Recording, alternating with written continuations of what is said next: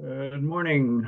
I'm Mark Blank, and this is the Commissioner's Weekly Meeting for Wednesday, July 31st, 2024. Commissioner Plan, any preliminary comments? Are you prepared to approve the consent item? We only have one today as presented. Good morning. Yes, I would vote to approve the consent agenda. Commissioner Gilman. I would also vote to approve the consent item, agenda, whatever you want to call it. As would I. Proceeding number 24V-0304 EC blah blah city tours. Mr. Riley. Good morning, Commissioners. Nate Riley with Transportation Staff. On July 8th, 2024, the petitioner, Blah Blah City Tours LLC, filed a petition for a waiver of Rule 6305 luxury limousine as it pertains to a 2019 Toyota Highlander Limited with approximately 75,000 miles. The waiver was requested from June 30th, 2024 through June 30th, 2026 for a period of 2 years. The petition was noticed on July 16th, 2024, and no interventions were filed opposing the waiver. In support, petitioner stated that the underlying vehicle possesses the essential qualities and capabilities expected of a luxury limousine vehicle. Petitioner cited the vehicle's spacious interior and advanced safety features. Petitioner also mentioned that the vehicle's reputation for reliability and fuel efficiency aligns with the Commission's objectives of promoting sustainability and reduced emissions. Petitioner referenced a hardship related to personal financial constraints that would make it difficult to procure a qualified luxury limousine vehicle in the current market conditions.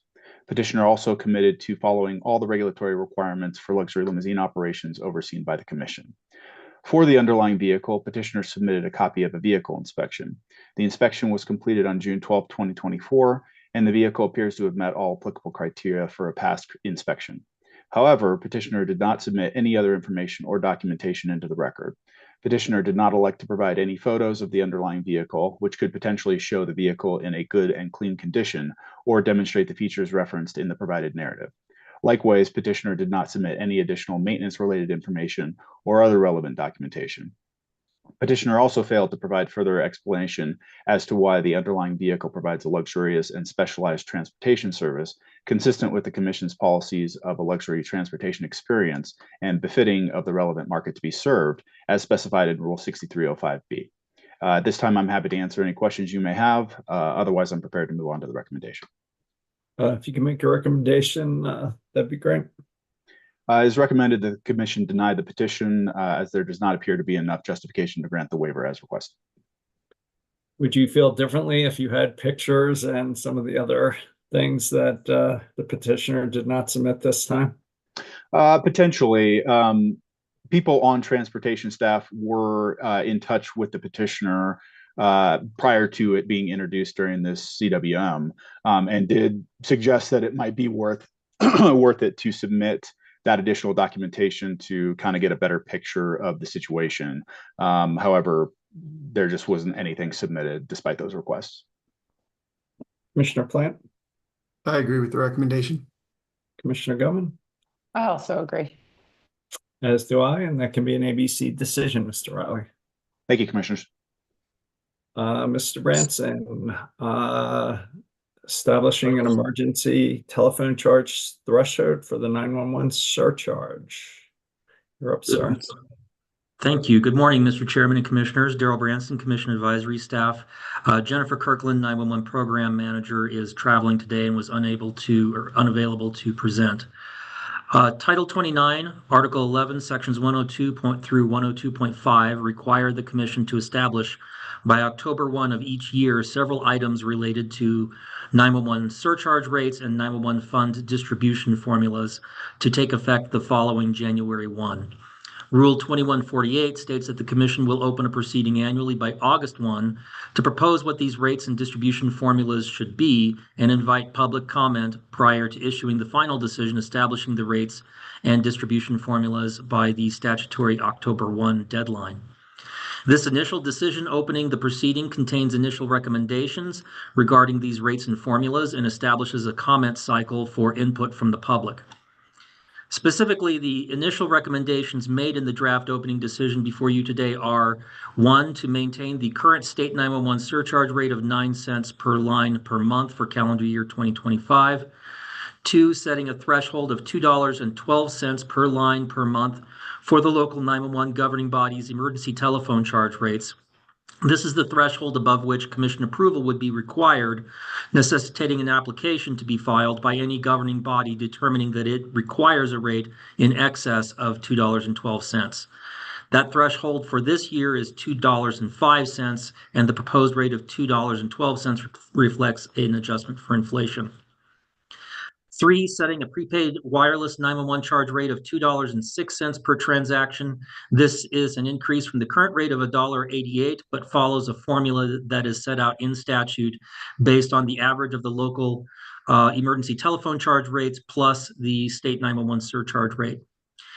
And finally, setting the formulas for the distribution of both the 911 surcharge revenues, which statute requires to be distributed based on the number of 911 lines that each governing body at the local level is purchasing, and the prepaid 911 charge, which statute requires be distributed based on wireless call volume associated with each governing body. The recommendations for both of these schedules are attached to the draft opening decision.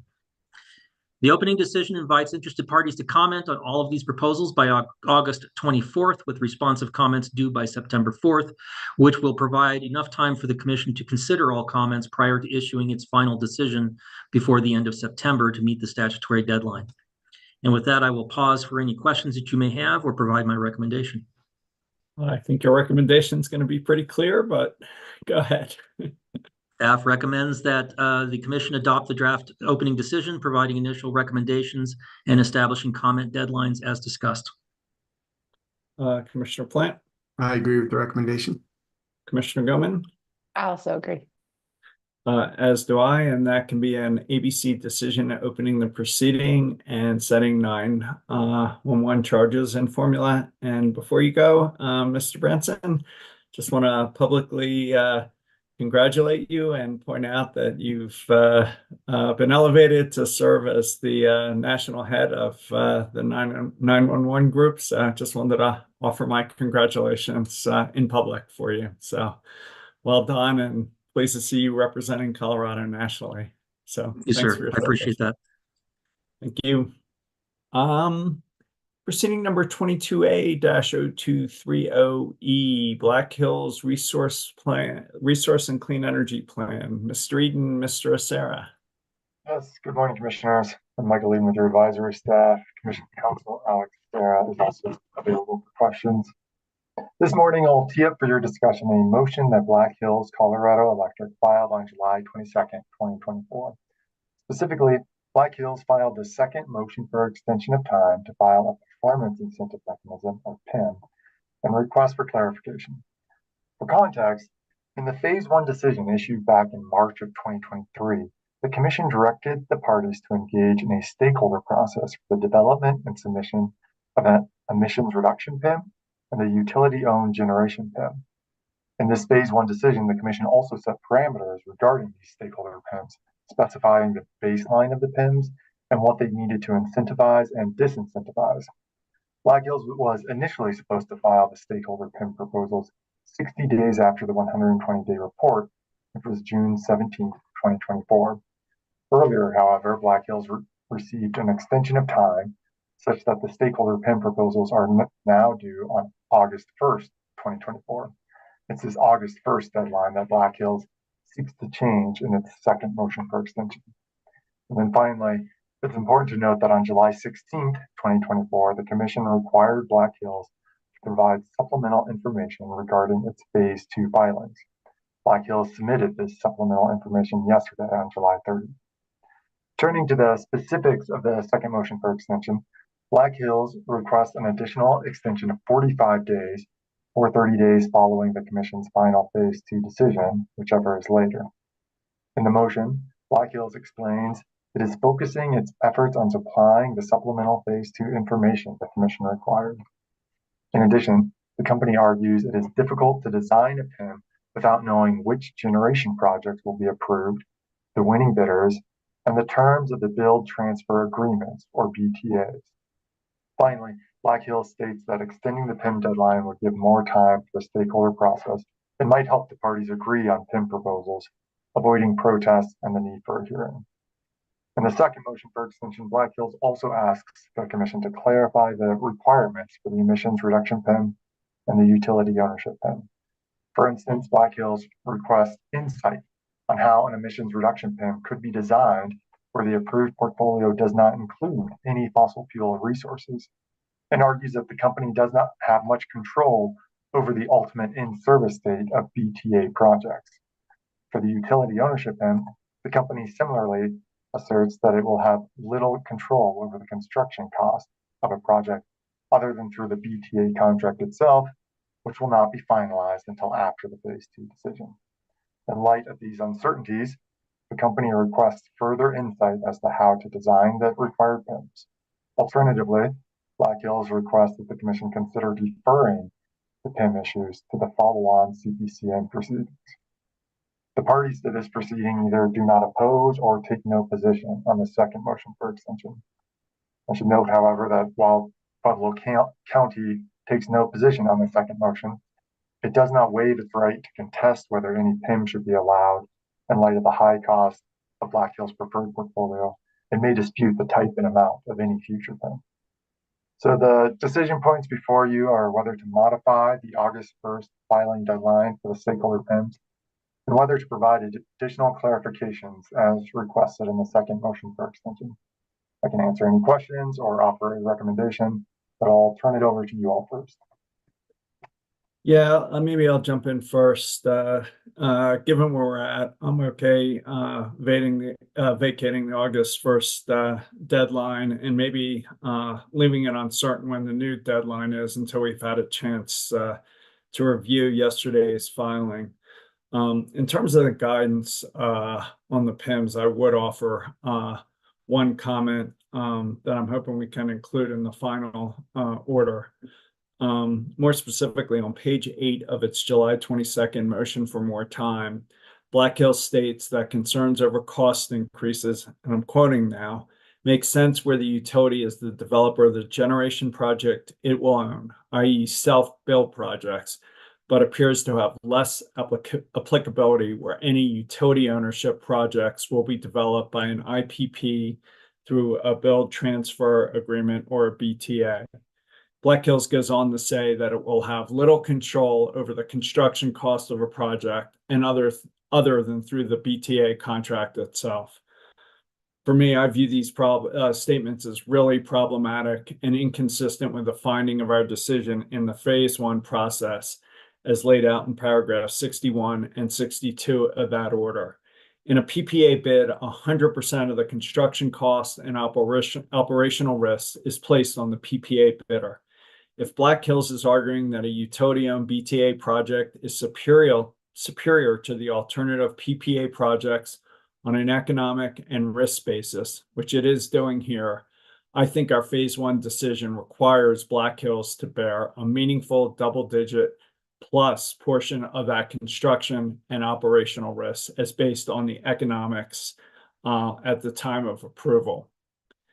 Basically, Black Hills is seeking our approval to act as a fiscal agent for customers to put a BTA project in the rate base, given the economics coming out of this Phase 1 and Phase 2 process.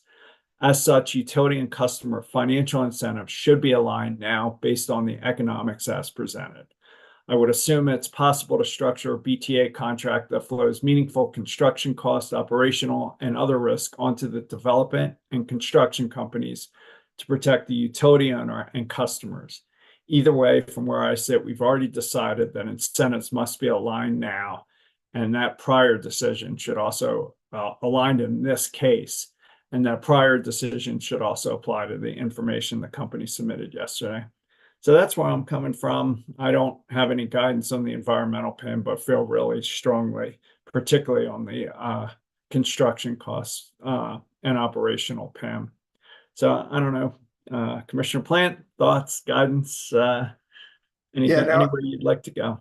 No, I would agree with your recommendation there, Mr. Chairman. And the only additional comment that I would make is that I'm a little perplexed by the idea that they need to know which resources have been selected before they can agree to a PIM structure, because I mean, the PIM structure is not supposed to be sort of designed based on an individual project. It's supposed to be exactly what it is, an incentive for good performance. And I don't know that that changes depending on the actual selected portfolio.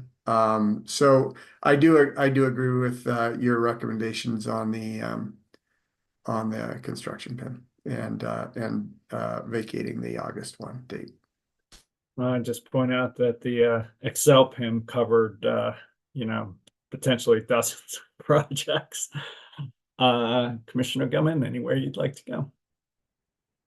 Yeah, I mean, I wholeheartedly agree with both of your issues here in terms of the arguments being made. I was scratching my head trying to figure out some of this, but I guess we'll learn quite a bit, ideally, from the information that was filed yesterday.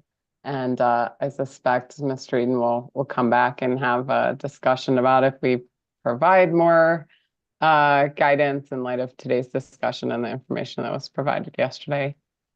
Is that a fair assumption? Yes, I think after the commission has had a chance to review the information that was filed yesterday, the determination of the direction of the PIMs, the deadlines that the commission wants to establish, and the additional guidance will be a decision point for the commission to take. Okay. Very begrudgingly, I guess, would grant the extension. So I guess, Mr. Eden, does that give you what you need? I think it could be an ABC order that captures this discussion, and we'll go through the filing yesterday and put this back on the agenda in the coming weeks. I just want to be clear on Commissioner Gilman's last comment. Are you voting to grant the requested extension or to merely vacate the August 1st filing deadline and revisit the deadline at a later date? Yeah, I guess you're accurate. We'll vacate it for now and then discuss later, essentially. Okay. Thank you. Sorry about that. That gives me what I need. Thank you, Mr. Eden. And again, that can be an ABC decision. What's next? Proceeding number 23AL-0188E. Mr. Davis, Ms. McLaughlin, interconnection rules. Good morning, Commissioners. I'm Ron Davis of the Commission's advisory staff. Last year, in the wake of its investigation into Public Service Company of Colorado's performance in completing interconnections of distributed energy resources and proceeding number 21I-0321E, the Commission directed Public Service to file interconnection tariffs pursuant to the Commission's interconnection rules, and further directed the company to include provisions in those tariffs that tie the company's performance in completing interconnections to financial incentives and penalties to ensure the efficient interconnection of DERs as a matter of state energy policy. Public Service was specifically instructed to include provisions in its tariff for refunds for all or portions of the fees charged to interconnecting customers in the event the company failed to comply with the timelines set forth in the tariff. Public Service then filed those tariff sheets in this proceeding in April of last year, and the case was later resolved through an unopposed comprehensive settlement. The settlement was approved by decision number R2418 that became the decision of the Commission on February 1st of last year. On July 2nd, certain intervening parties to this proceeding, specifically the Colorado Solar and Storage Association with the Solar Energy Industries Association, the Colorado Energy Office, trial staff of the Commission, and the Colorado Office of the Utility Consumer Advocate, filed a joint pleading requesting that the Commission address the absence of a compliance tariff filing to implement the approved settlement. The compliance tariff filing would put in place for the first time tariffs governing the interconnection of DERs by public service. And as of the date of the pleading, that is on July 2nd, public service had not yet submitted a compliance tariff filing. The joint pleading requests that the commission treat the filing as either an informal complaint or instead as a request for a declaratory order. If the commission pursues either of those two forms of the proceeding, they would like the commission also to instruct public service to implement refunds to customers who experience delays after February 1st that would trigger a refund under the pro forma tariff sheets that were included in the settlement, and also to order public service to report all customer interconnection timelines that were experienced by customers since February 1st. On July 16th, public service filed compliance tariffs in proceeding number 24AL 310E. The interconnection tariffs then took effect on July 19th. In the advice letter for that filing, public service states that it modified the tariffs for the customer refund process and for the performance incentive mechanism as approved by the commission, as approved by the commission by its approval of the settlement agreement. Public service states that the refund and PIM process will apply to applications received by April 11th, 2024, and that is 90 days from the date of the final commission decision in the proceeding. In accordance with the settlement agreement, public service explains that it provided notice to the parties for their review of a copy of the compliance advice letter at least 7 days prior to its filing. Yesterday, public service also filed a preliminary response to the joint pleading. Public service asked the commission to deny the pleading as moot in light of its July 16th compliance tariff filing. But if the commission does not deny the pleading as moot, the company requests that the commission address how it intends to move forward procedurally and to establish an appropriate process for the company to provide a full formal response. In its response, public service gives its account of the communications between the company and the other parties to the settlement. The company asserts that it complied with the control requirements in the settlement. Public service also explains that its next interconnection report, to be filed today in proceeding 22M 32E, will cover the interconnection activities from January 1st through June 30th of this year, and that the report will also contain the company's performance with respect to the PIM and the refund mechanism. The decision before you, thus, is what the commission should do with the joint pleading in light of the recent compliance tariff filing. I can answer questions or provide a recommendation. I think we'd welcome your recommendation on this one, Mr. Davis. Sure. I recommend that the commission deny the request set forth in the joint pleading as moot. Public service filed the compliance tariff filing on July 16th, and it satisfies the primary relief requested in the joint pleading. I also suggest that no further actions be taken by the commission in this proceeding. Commissioner Plant. I agree with the recommendation. Commissioner Goman. I agree with the recommendation. I'm glad we finally have resolution on this, but perhaps just as like a point of history on this, Mr. Davis, wasn't it in 2021 that the commission adopted a rule indicating that they needed to file an interconnection tariff? Yes, it was. It was in a 2019 vintage rulemaking that ended in 2021, and the rule became effective, and it required an interconnection tariff to govern these very things. And just to contextualize, then we had significant problems with interconnection on public services system, with it taking months, half a year or more to get systems interconnected. At that point, despite the rule being on the books, the company had still not filed an interconnection tariff. The commission actually required them to file an interconnection tariff. And despite all of this, here we are still with these delays. We had a settlement agreement months and months ago that seemed to point the direction with obvious language. So I certainly recognize the frustration of the parties and interveners here in trying to get to this point. I mean, I just got to be honest, I don't know why it should be this hard. And I don't know if this is really the best public service company can do in terms of complying with commission rules, in terms of holding up their end of settlement agreements that they make with other parties, and really in terms of kind of building trust and compliance with, whether it's those parties they enter settlement agreements with or orders that this commission sends out.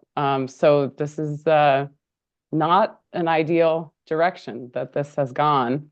So just would like to express my frustration. It's great that it was finally filed. I don't know why it required so many interventions from so many different parties, so frustrated with this experience to get to this point. And it just does not appear to be a very productive way that public service went about this. So with those frustrations, great. I'm glad we still have it, that we have it now. And it appears that filing is moot at this point, but a very frustrating process that probably does not help as we move forward.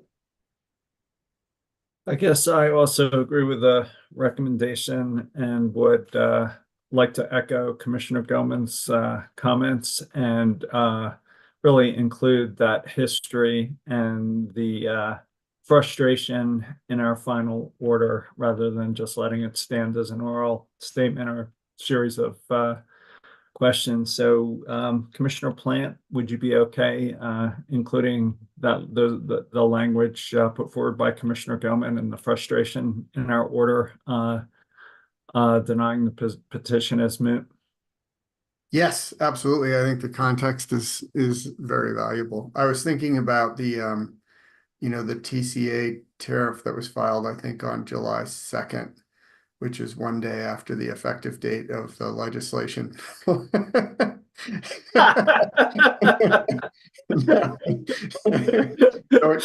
Irony abounds in regulatory world.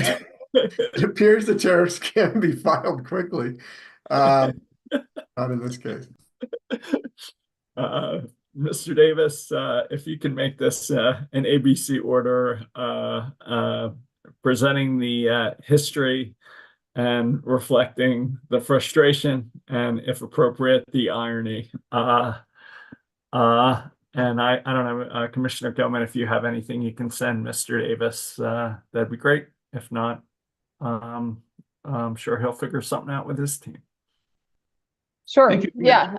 And I think in addition to just pointing out the bigger issue is like, this does not appear to be a way to build trust amongst stakeholders in the company or amongst the commission and the company. It does not seem to benefit them to conduct such a frustrating process here. Well, at some point, actions need to have consequences, but maybe not here. Mr. Davis, do you have what you need for the ABC decision? Yes, I do. Thank you very much, commissioners. Thank you, sir. 23A-0356E, Quality of Service Plan. Ms. Shula, Mr. Foreman. Good morning, commissioners. I'm Jessie Shula with your advisory staff. The issues before you today are the Utility Consumer Advocate, which I'll abbreviate to UCA after this, and Public Services Exceptions to Decision Number R24-0396 and Public Service Company's Electric Quality of Service Plan, which I will abbreviate to QSP. There are two decisions for the Commission to address based on the exceptions. The first is whether to grant the UCA's exception that the Commission should increase the overall penalty caps in accordance with the full amount of inflation that has occurred since the bill credit penalty caps were first established. The second is whether to grant Public Services exception that the bill credits established in the recommended decision will apply from January 1st, 2025 through December 31st, 2026, but that the bill credits proposed in the settlement agreement will be in effect for the remainder of the 2024 performance year. I'll provide a brief background on the proceeding and the recommended decision and then put forth the exceptions. Public Service filed an application for approval of the continuation of and modification to its electric QSP on June 30th, 2023. In addition to Public Service, trial staff, Colorado Energy Consumers, Boulder, Denver, Energy Outreach Colorado, and the UCA are parties to this proceeding. On April 22nd, 2024, Public Service filed a proposed settlement agreement on behalf of the settling parties, which include, in addition to Public Service, Trial Staff, Colorado Energy Consumers, Boulder, and Denver. EOC took no position on the agreement, and the UCA proposed portions of the agreement. That same day, the UCA filed the proposed recommended decision in opposition to the settlement agreement. On June 11th, 2024, the recommended decision R24-0396 was issued in this proceeding, approving the settlement agreement with modifications. The recommended decision does the following. It approves all unopposed parts of the settlement agreement and some unopposed provisions related to reporting, a public-facing interactive QSP map, use of premise data, and stakeholder engagement. Further, the recommended decision did not increase the overall penalty caps above what was proposed in the settlement agreement. It modifies the agreement so that the increased inflationary adjustments use the Denver CPI, not the federal urban CPI. And finally, it modifies the agreement to increase the bill credits for QSP penalties for customers not in DI communities to $70 from the settlement agreement's proposed $55, and the bill credit for QSP penalties for customers in disproportionately impacted communities to $90 from the settlement agreement's proposed $75. Moving to the substance of the exceptions, UCA argues that the Commission should increase the overall penalty caps in accordance with the full amount of inflation that has occurred since the bill credit penalty caps were first established. To note, the settlement agreement raised the bill credit penalty caps by 10%. UCA argues that limiting the penalty cap increases to include only inflation that has occurred since the last QSP extension in 2022 inappropriately reduces the company's risk exposure to penalties to the detriment of ratepayers. Public Service responded to this exception, requesting that the Commission deny the UCA's exceptions in their entirety and maintain the QSP penalty caps adopted in the recommended decision. I can provide a recommendation or turn it to you for discussion. Yeah, I'll jump in. First, I just want to say I greatly appreciate the ALJ's thoughtful and balanced recommended decision. At the same time, however, I might go a little further and would tend to agree with the UCA's narrow exception and would support increasing the penalty caps to generally account for the inflation that has occurred since the bill cap penalties were first established in the mid-2000s. Using the full amount of inflation, the individual metric caps would be set to just under 1.7 million, and the overall reliability metric would be just under 11 million, with an overall combined penalty cap of roughly 17.8 million. You know, I don't know if we need to fully account for the total amount of inflation, but raising the caps by 10% when inflation over the past 15 or 20 years is more like 60% doesn't feel right to me. So I'm pretty sympathetic to the UCA request, but curious to hear what you guys think, Commissioner Plant. Yeah, Mr. Chairman, I would support that. I think, you know, as far as I can tell, there's not really a downside to increasing the cap, and it makes a lot of sense. I think in an analysis that staff did, trying to determine how historic penalties under the new regime of penalties would add up, we didn't really come close to the cap except in 1 year, I think in 2013. And in that case, we would have hit the cap. And so I think, raising the overall cap in order to give us some headroom and make sure that there's space for these penalties to be applied, makes a lot of sense. And I, as I said, I don't really see a downside to doing it, and I think it covers the basis. So I would support that. Commissioner Govan, curious to hear what you think. Yeah, I also agree. I think it's reasonable to ensure that these keep pace and remain a meaningful incentive, disincentive in terms of performance here. And, while it looks mathematically unlikely that you hit that cap in a lot of cases, even with the cap as it was existing, I think as we look to increase the individual payouts, it certainly makes sense that commensurate with that, you take inflation into account with regard to the company's total risk as well, to ensure that it stays fair. And so I agree with you in granting UCA's exception here. Thank you. Ms. Schuler, you want to go on to the company's exception? Yes, thank you. The second exception is from the company, who requests that the commission modify the recommended decision to reflect that the $70 standard bill credit and $90 disproportionately impacted community bill credit reflected in the recommended decision will apply from January 1st, 2025 through December 31st, 2026, and authorize public service to apply the $55 standard and $75 disproportionately impacted community bill credit reflected in the settlement agreement for the remainder of the 2024 performance year. Public service states that a more gradual transition will help ensure the company has sufficient time to prepare for and account for the substantially increased recommended decisions bill credits in advance of the 2025 performance year. They claim that multiple teams and departments throughout the company will need to coordinate to implement public service's updated QSP. Public service will need to develop implementation strategies to adapt its operations to account for these materially altered incentive structures. I can provide a recommendation or turn it to you for discussion. Yeah, if you got your recommendation, that'd be great. And then I'll open it up for comments, questions, or vote. Advisors recommend that the commission should deny this exception. We recommend accepting the recommended decision that puts the $70 standard bill credit and $90 disproportionately impacted community bill credit into effect for the 2024 performance year through the rest of this QSP period. We are not convinced that the company is not prepared to implement the higher bill credits. First, public service was already prepared to modify bill credits based on the settlement agreement above what the company is currently required to pay. So it appears that the company has already begun preparing to adapt its operations accordingly. Second, based on the April 2nd, 2024 evidentiary hearing, it appears that most QSP metrics, payouts for QSP metrics are assessed on an annual basis, not a rolling basis. So the company should already have some runway to adjust for this new credit amount ahead of that payout. Commissioner Plant, anywhere you'd like to go? I agree with the recommendation. Commissioner Gilman? I also agree. As do I, and that can be an ABC decision, Ms. Schuler. Thank you. Great. Thank you, Commissioner. Let's see.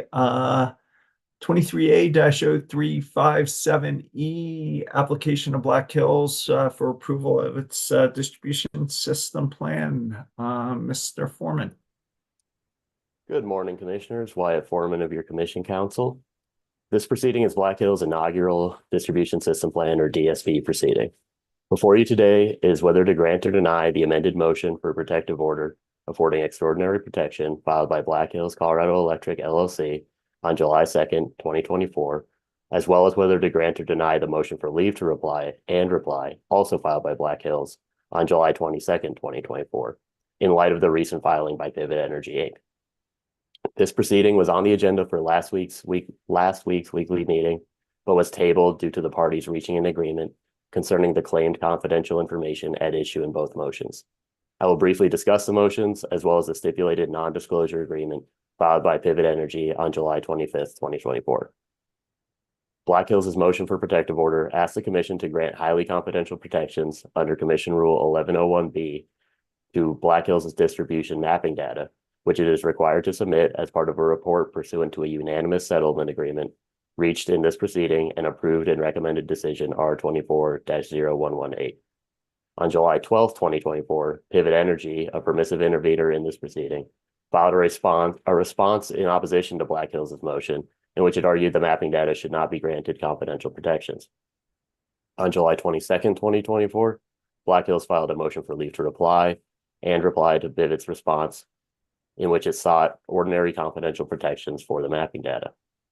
Then, on July 25th, 2024, Pivot filed a stipulated supplemental non-disclosure agreement signed by both Pivot and Black Hills, in which Black Hills agrees to withdraw its motion for protective order and further agrees that Pivot is entitled to use the mapping data for purposes of business or competition, and that Pivot may share the map with Pivot's subcontractors and consultants in connection with the development of solar energy projects, provided that any subcontractors or consultants sign the Commission's ordinary confidentiality NDA. I can pause here for a discussion or proceed to a recommendation. If you can give us your recommendation, that'd be great. Council recommends denying Black Hills' amended motion for protective order and Black Hills' motion for leave to reply as moot in light of the stipulated supplemental NDA.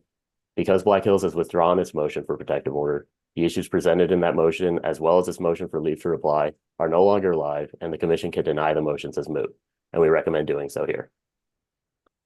Commissioner Plant, I agree with the recommendation.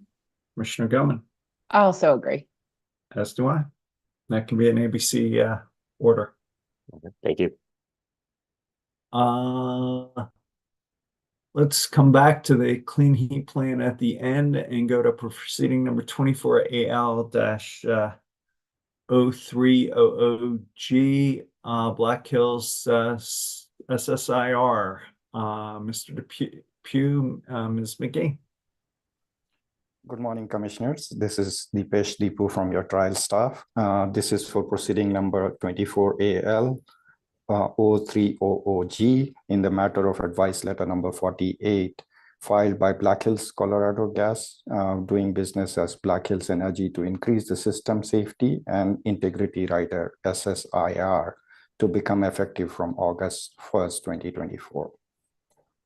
So this proceeding was filed on July 1st, 2024. The company stated that in the most recent gas rate case, proceeding number 23 AL-0231G, the company agreed to modify its tariffs to address the over or under collection of the projected SSIR revenue requirement compared to the actual amounts collected for the prior calendar year. In accordance with the Commission decision number R240122, which partially approved the settlement agreement in the proceeding, the company proposes to implement its trued up SSIR rates now. The company is proposing to increase SSIR rates in all rate classes impacted by the SSIR. The company also stated that the cause of rate increase is twofold. First, the company included 2023 trailing costs from the projects that were placed in service in 2022. And second, in-service dates for 2023 projects were different than estimated, and in many cases were placed into service sooner than anticipated, causing an increase in revenue requirement calculation. So the proposed increase in SSIR rates will increase the annualized revenue by $192,877 in rate area 2 and $324,181 in rate area 3. The calculations in proposed SSIR rates are determined based on 2023 actual capital costs placed in service, as well as the estimated cost of SSIR eligible projects to be placed in service during this calendar year of 2024. Additionally, the calculations do not include capital placed in service in 2022 that has rolled into the rate base as part of the proceeding number 23 AL-0231G referenced earlier. Finally, the calculations do not include the true-up amounts for RA2 and RA3 as filed in April 1 annual report in this proceeding. So the revenue increase represent an increase of 0.37% and 0.30% for RA2 and RA3 as compared to the company's annual total revenue. Total revenues of the 12-month ending December 31st, 2023. This SSIR increase will not exceed 2.5% in RA2 and 1.5% in RA3 per year, as required by the Commission decision C21-0397 in proceeding number 20A-0379G. The average monthly bill impact for the residential customers in base rate area 1, which includes North and South GCA regions and Western Slope GCA regions, will have no impact. In base rate area 2, which includes Central GCA and North and Southwest GCA regions, the impact would be an amount of 58 cents for both the regions, which is in percentage wise, it is 0.7 and 0.5% respectively. For the base rate area 3, the Central GCA region, the amount increase in the monthly bill would be 31 cents, which is 0.4%. Additionally, the company stated that the company is also correcting 2 typographical errors that were identified in the tariff sheets from its recent DSMCA filing, proceeding number 24 AL 0258G. First, the company has updated the monthly DMCA SCA charge on page 17 to correctly display $2.06. Secondly, the company is updating page 22 to reinsert the header that identifies the rate class being large commercial interruptible LCI3. The DSMCA rates are reflected in the same tariff pages as the SSIR rates for all GCA regions and rate base. So I stop here for your questions or discussion, or I can make the recommendation. If you can make your recommendation, Dr. Depew, that'd be great. Thank you, Commissioner. The staff has reviewed the advice letters and attachments, and we recommend that the Commission take no action and allow the advice letter to go into effect by operation of law. Commissioner Plant. I agree with the recommendation. Commissioner Gutman. I also agree. As do I. Thank you, sir. Proceeding number 24AL-0307E, Clean Energy Plan Revenue Rate Adjustment Mechanism for Excel. Mr. Davis. Yes, Commissioners. On July 11th, Public Service Company of Colorado filed an advice letter to put in place a rate adjustment mechanism called the Clean Energy Plan Revenue, or what we've been calling the CEPR. The filing was made in response to the Commission's decisions rendered in Proceeding 21A-0141E, addressing Public Service's Electric Resource Plan and Clean Energy Plan, or CEP. The CEPR is intended to recover costs of what are officially called CEP activities. Public Service provides a methodology for identifying CEP activities from the Commission-approved alternative portfolio of new utility resources in the company's CEP, and for assigning their associated costs for recovery through revenues collected by the CEPR. In addition to a list of various approvals, Public Service specifically requests approval of a CEPR rate of 1.25% for effect on January 1st of next year. It likewise seeks approval of the proposed CEPR methodology and the proposed CEPR tracker, and that tracker is where the costs, collections, and interest would be performed. In testimony filed in support of the advice letter filing, Public Service states that it filed an advice letter instead of an application as directed by the Commission in the ERP proceeding, because according to the company, an advice letter tariff filing should allow the company to file a final tariff for Commission approval after the Commission's decision more expeditiously than could be achieved if the company had filed an application. The company goes on to say that the advice letter filing still allows for the company's CEPR methodology to be adjudicated with intervention if desired by the Commission or stakeholders. The company further notes that the Commission stated in its Phase 2 decision from the ERP that pursuant to statute, the earliest the CEPR would be able to be placed into effect is January 1st of 2025. Public Service suggests that it will file a compliance advice letter after the Commission's decision in this proceeding to begin the CEPR collections as soon as January 1st.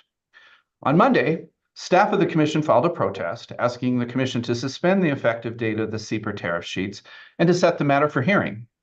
Staff seeks to examine whether the company should have sought a waiver from the application filing requirement and instead of filing the advice letter, whether the proposed methods for determining additional CEP activities is consistent with the company's proposal in its 120-day report filed in the CEP, whether it requires modifications, and whether it's just and reasonable and in the public interest. Staff wants to address how the CEPR will account for any future changes to additional CEP activities and the associated costs or timing.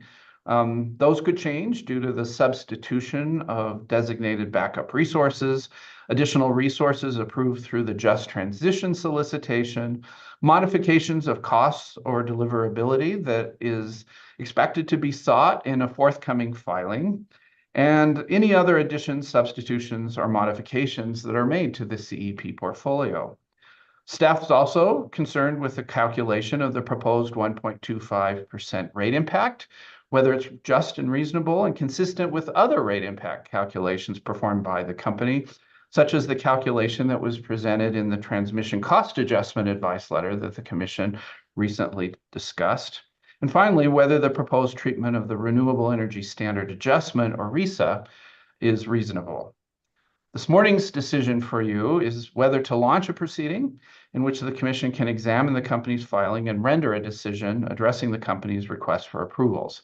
I'd like to present a related motion for extraordinary protection for information the company claims to be highly confidential, primarily for the purpose of clarifying response time to that motion.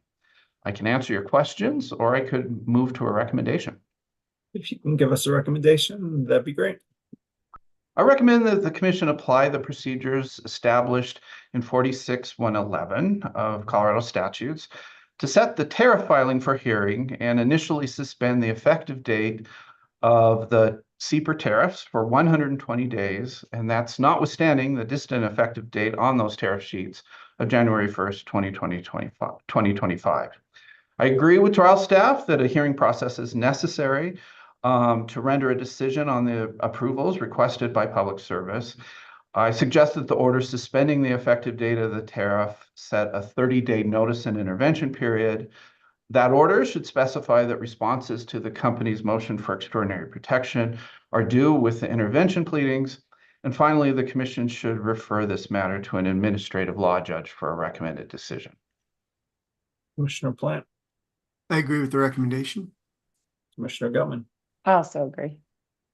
as do I, and that can be an ABC decision, suspending the tariff and advice letter, setting a 30-day intervention period, and placing it for hearing before an ALJ. So does that give you what you need on this one, Mr. Davis? Yes, thank you, Commissioners. Thank you. Proceeding number 24A-0290E, transferring street lighting sale facilities to the city of Boulder. Mr. Lay, Dr. DePue. Good morning again, Commissioners. This is in the matter of application of Public Service Company of Colorado for approval of the street light facilities to the city of Boulder. There are first is for the approval of sale of the streetlight facilities, which will be presented by Mr. Ron Lay. And the second part, which is for the motion of extraordinary protection for highly confidential information, which will be presented by Mr. Mitch DeCenso from the Commission Council. It's my pleasure to introduce Ron to you, Commissioners, and to the listening members of the public and media here today. Ron is a CPA and has several years of experience working as CFO and Director of Finance for several city governments in Colorado. So happy to have him here in the RFED. Welcome, Mr. Lay. Although, did we lose you? We may have lost Mr. Lay. An inauspicious welcome. Do we need to? Do you have a piece you can do, or do you need us to up? Hopefully I'm back. This never happens. Of course, it would hit me right now, right? Anyway, I'm assuming Depeche introduced me. Again, I'm Ron Lay. I'm with the Fixed Utilities Rate Analyst team. Staff is reporting on proceeding number 24A-0290E, which is an application by the Public Service Company of Colorado for approval of the sale of street lighting facilities to the city of Boulder. There are two parts to this application: an approval of the purchase and sale agreement, and a motion for extraordinary protection, which would be covered by Mitch DeCenso later in this presentation. Now, a little background. Pursuant to Code Section 40-51051 of the Colorado Revised Statutes, the Commission Rules 1303, 3002A, 5, and 3104, Public Service Company of Colorado, or the company, has submitted an application requesting an order for the Colorado Public Utilities Commission approving the purchase and sale agreement by and between Public Service Company of Colorado and the city of Boulder, Colorado. And that's the city, for the sale of the street lighting facilities and appurtenant equipment owned by Public Service located within the city of Boulder limits, the Boulder city limits. On March 30th, 2021, Boulder sent Public Service a letter conveying notice of its intent to acquire company facilities, namely streetlights, within the jurisdiction of Boulder pursuant to Section 12.1B of Boulder's franchise agreement, which was in effect at that time with the company. The parties came to an agreement to voluntarily sell and transfer the assets to the city and Public Service, and has stated that there are no detriments to its other customers as a result of the proposed sale that have been identified. As such, Public Service and the city executed the PSA effective April 30th, 2024 for the sale and transfer of the street lighting facilities for an agreed upon price of approximately $3.2 million. The purchase price was a negotiated outcome between Boulder and the company. The city also agreed to pay the actual costs and expenses of converting the street lighting facilities from Public Service to Boulder as provided in Section 3.02 of the transmission agreement, Exhibit B to the PSA. And consistent with Commission Decision Number C10-0286 and Proceeding Number 09AL-299E. The sale price of the street lighting facilities also includes compensation for the equivalent of 18 months of operations and maintenance, or O&M expense. The sales proceeds associated with these expenses will be recorded as other electric revenues at the time of the sale in accordance with generally accepted accounting principles, or GAAP. The company believes that the purchase price is reasonable and in the public interest. Upon closing of the PSA, Boulder and Public Service will work together to effectuate the conversion work that initially consists of disconnecting service from the street lighting facilities at the point of service and installing a temporary point of separation, which will be a fuse at the base of each street light pole, and over 15 years work to effectuate the permanent point of separation, e.g. a pole box or pedestal, wherein Public Service will make terminations and fusings to energize the lighting circuit. Public Service and Boulder have agreed that the city will complete the installation of temporary points of separation within 24 months of the closing date. The PSA and associated agreements are contingent upon conditions set forth in the PSA, including commission approval of the sale. A copy of the executed PSA has been filed contemporaneously with the application is highly confidential and public attachment. Through this application, the company has requested the following. A, approval of sale of street lighting facilities to the city of Boulder, an order approving the PSA and a transition agreement to facilitate the transfer of the street lighting facilities from Public Service to the city, and B, grant of motion for extraordinary protection of highly confidential information.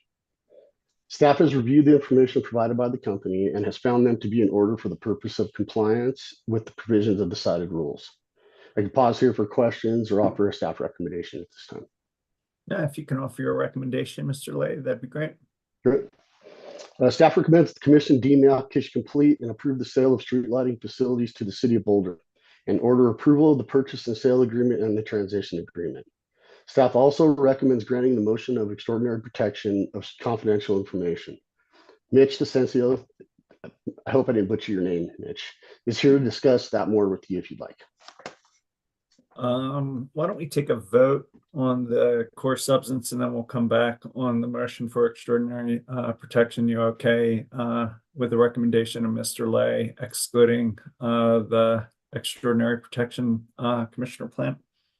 Yeah, I agree with the recommendation. And this is an interesting issue because I think municipalities face this issue in a lot of places where the utility owns the streetlights, the city pays the cost of the streetlights, and they try to get them converted to more efficient technology, but that doesn't really.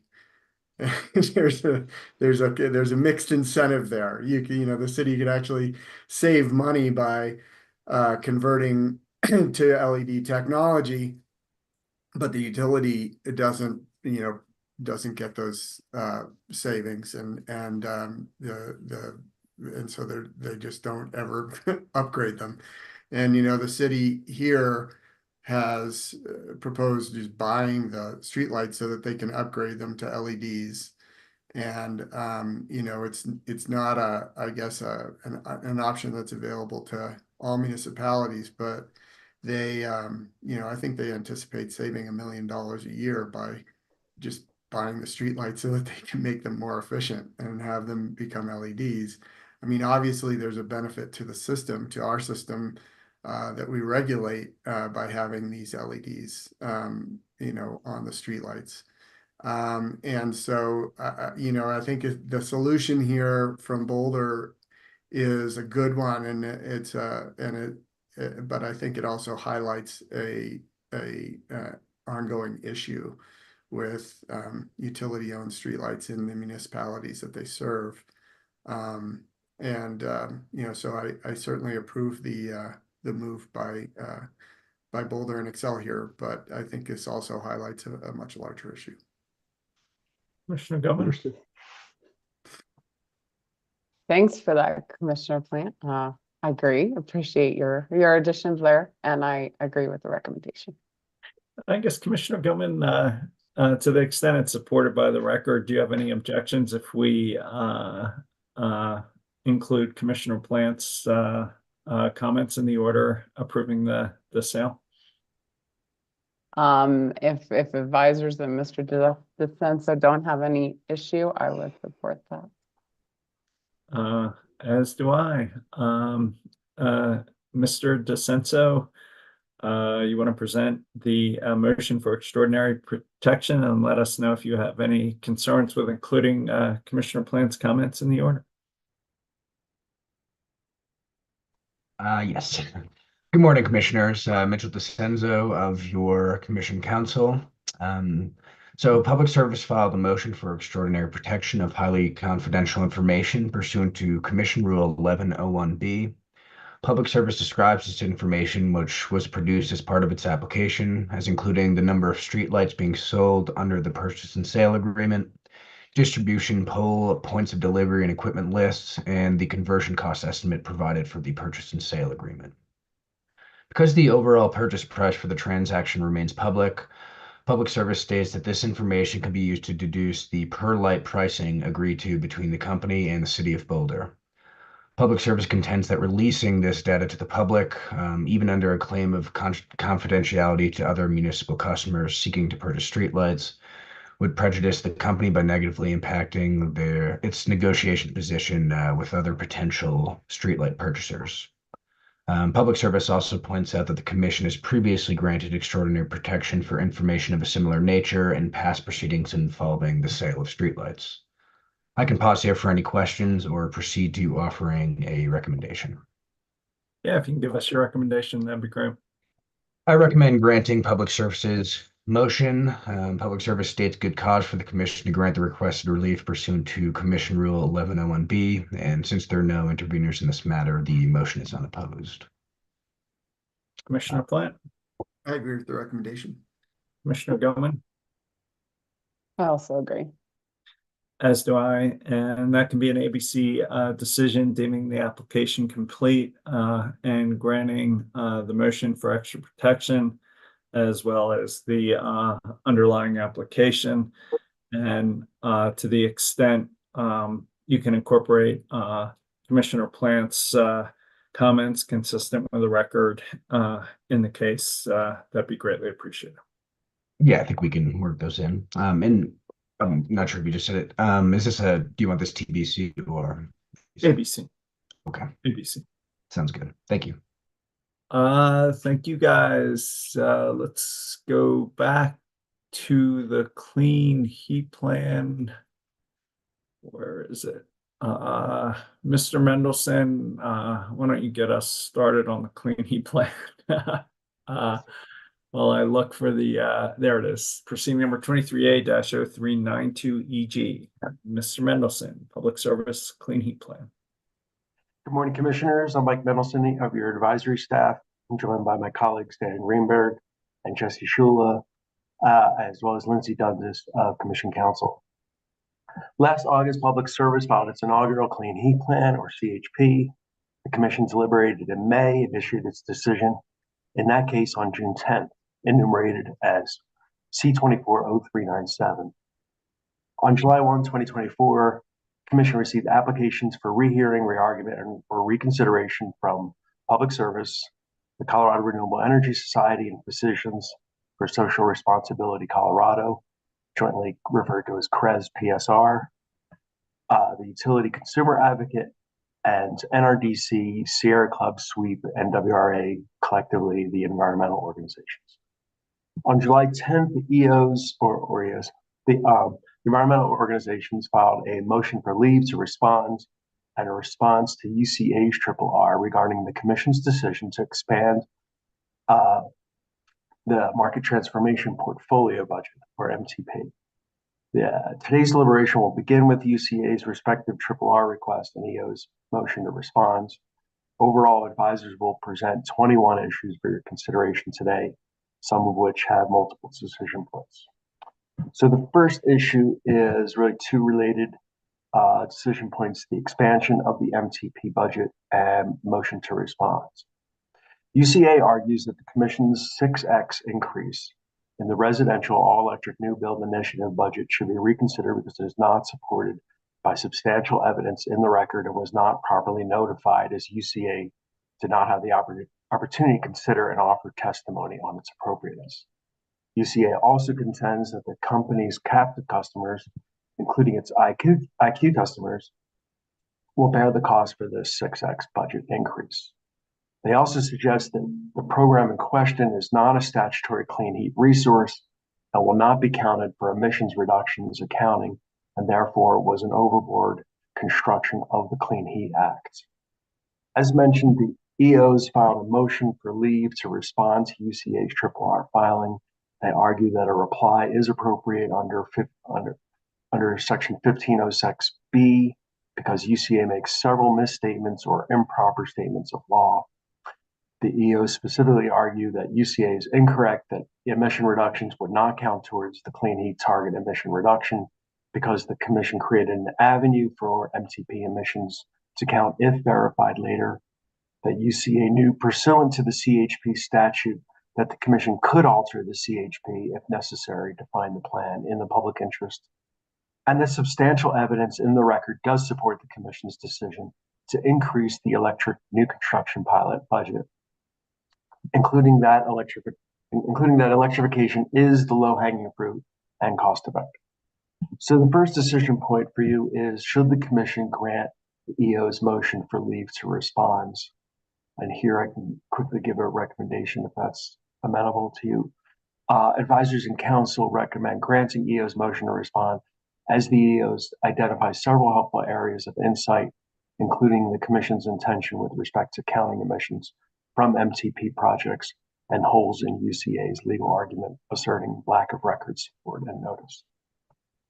Makes sense to me. Actually, on for this proceeding, I'm going to go to you first, Commissioner Gelman. Are you all right approving the motion? Yes. Or allowing the EO submission? Commissioner Plant? I agree as well. As do I. Back to you, Mr. Mendelson. All right. So the next decision point is, should the Commission reverse its decision to substantially increase the proposed budget for all electric new build initiative program? I can offer a recommendation or just hand it to you to discuss. Yeah, I'll jump in first. I'm sympathetic to UCA's desire to manage down the total capital invested, as I'm very concerned about the cumulative long-term rate impacts of all the capital getting spent, both here and elsewhere, as we talked about in our affordability sim last week. At the same time, I would not grant this RRR request. Contrary to UCA's comments, I believe the emission reductions from these investments will count toward the CHP goals, as long as they are properly monitored and verified. I also have been convinced by advisors and counsel that there is substantial record evidence supporting this aspect of our decision that can be cited in detail in our RRR decision. More broadly, I think this new construction effort will generally perform the best in terms of the ratepayer impact measure cost effectiveness analysis, which we've required to be provided in the future.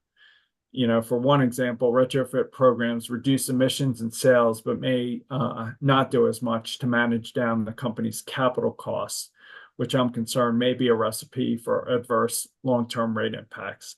In contrast, the new construction programs are one area where it may be possible to meaningfully reduce both emissions and invested capitals in ways that may limit non-participant rate impacts. So I'd urge UCA to be open to the idea that these investments may be one of the best ways to move towards the emission reduction targets in a way that produces real offsetting capital cost savings on new gas infrastructure.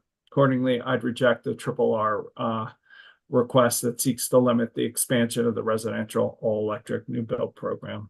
Commissioner Gilman?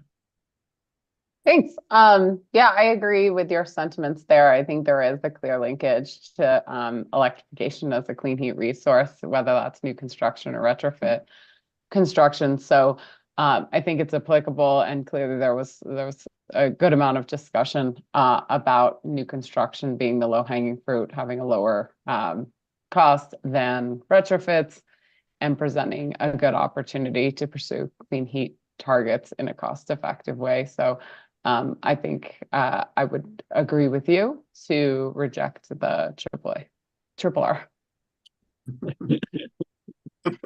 Triple It's A. AAA, like the car repair. We need towing. Commissioner Plant. Thank you. I agree with both your statements. And, I would also point out that, the capital investments that we're trying to avoid here that you mentioned, Mr. Chairman, those are ongoing for decades and, include maintenance and, safety improvements and all those kinds of costs that we see, with the existing infrastructure. And if we can avoid those through beneficial electrification at the outset, I think that's probably a smart move on our part. Mr. Mendelson, item 2. Yes, sir. So item 2 is whether to create a miscellaneous docket to explore cost allocation. UCA argues that the Commission's expansion of the all-electric residential new build program supports the creation of a new miscellaneous docket to explore cost allocation of new gas infrastructure investments. UCA notes that it raised this issue of gas system growth, customer cost containment, and emission reduction to being generally incompatible, and that it recommends the Commission explore cost allocation of new construction and capacity expansion to cost causers. UCA justifies the new docket, stating this approach will provide accurate price signals to new gas customers, the cost of new investment, which in turn will increase the customer interest in BE and associated emission reductions. UCA also appears to be referring to the statute SB 23291's requirement that the Commission conduct a cost causation study, quote, within 60 days after the Commission issues a final non-appealable decision regarding the first clean heat plan. Advisors would note that the statutory requirement to conduct this cost causation study overlaps meaningfully with the gas infrastructure planning process, where the study must identify specific new large gas infrastructure investments, and for each investment identified, determine the extent to which the new residential development or other development by a geographic area is disproportionately necessitating that investment.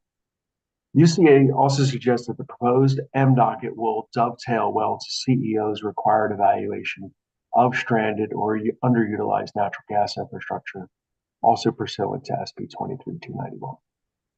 So the decision point before you is, should the Commission open a new miscellaneous docket to investigate cost allocation of new construction and capacity expansion costs? Commissioner Gilman, maybe we can do it in the 291 case, but curious to hear your thoughts.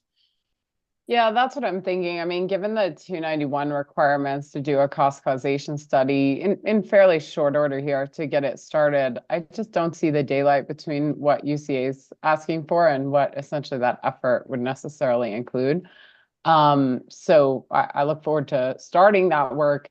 I don't see an extra M docket here as being necessarily useful, but would agree that cost allocation is kind of necessarily wrapped up in the question of cost causation, which we're required to do the study for anyway. So not that this is not an area of interest, but I think we have an avenue and already intend to go down this path, and certainly would welcome UCA's involvement in that proceeding as it started to help ensure that we're targeting the issues of most concern to them there as we kind of craft that scope of work to do that study and investigation.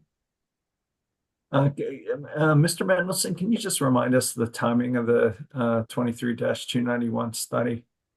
It's within 60 days of this proceeding being completed. And that's open it within 60 days, just to be clear. Right. Not like have some conclusion in 60 days. Yeah. Commissioner Plant? Yeah, I agree with the recommendation from Commissioner Gilman. As do I. Number 3. All right, number 3 is cold climate versus standard heat pumps. CREZ PSR points to paragraph 56, where the commission agreed with the environmental organizations, in effect, that replacing the AC unit with a standard heat pump is very cost effective, reduces the majority of the gas consumed at a modest incremental cost, represents a far easier customer decision than replacing a furnace in winter, and requires no expansion of a home's electrical capacity or ductwork. CREZ PSRs say they generally agree. However, they urge the commission to prioritize cold climate heat pumps, not standard heat pumps, be installed to replace air conditioners, because cold climate heat pumps are matched to Colorado's cold climate, and when installed in a dual fuel application with a gas furnace, can greatly reduce air pollution and GHG emissions compared to a standard heat pump.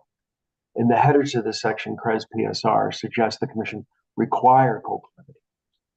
CREZ PSR also note that when the gas furnace eventually fails, a CCHP, unlike a standard heat pump, will be able to continue to heat the house on its own with no additional purchases. If a standard heat pump is installed, it will need to be replaced by a CCHP, or a new furnace will need to be installed. They note that installation costs dominate the cost of a heat pump and are the same regardless of whether a standard or cold climate heat pump is installed, and that standard heat pumps will result in an initial cost savings of only about 10 to 15% compared to installing a proper cold climate heat pump to begin with. They also suggest that a CCHP does not require a larger electrical service panel than a standard heat pump, although they point to source material outside the proceedings record. Specifically, they suggest that the order include a statement saying, "We therefore order the company to prioritize AC replacement pathway in BE program implementation and to incentivize the adoption of cold climate heat pumps over standard heat pumps." I do want to point out that while one sentence in that paragraph did mention standard heat pumps, that the rest of that paragraph is relatively neutral.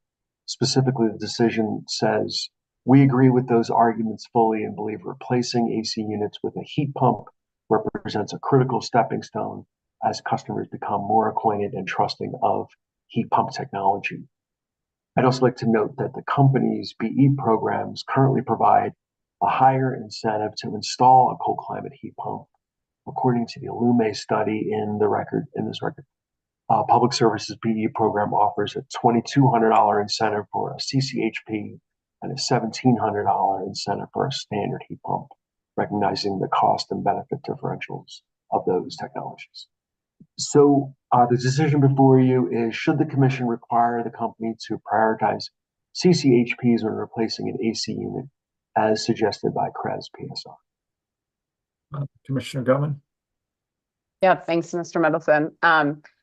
I generally agree with CREZ that cold climate air source heat pumps have distinct advantages over standard heat pumps in terms of efficiency in colder temperatures and the potential for, potentially infrastructure savings associated with backup heat sources in colder temperatures.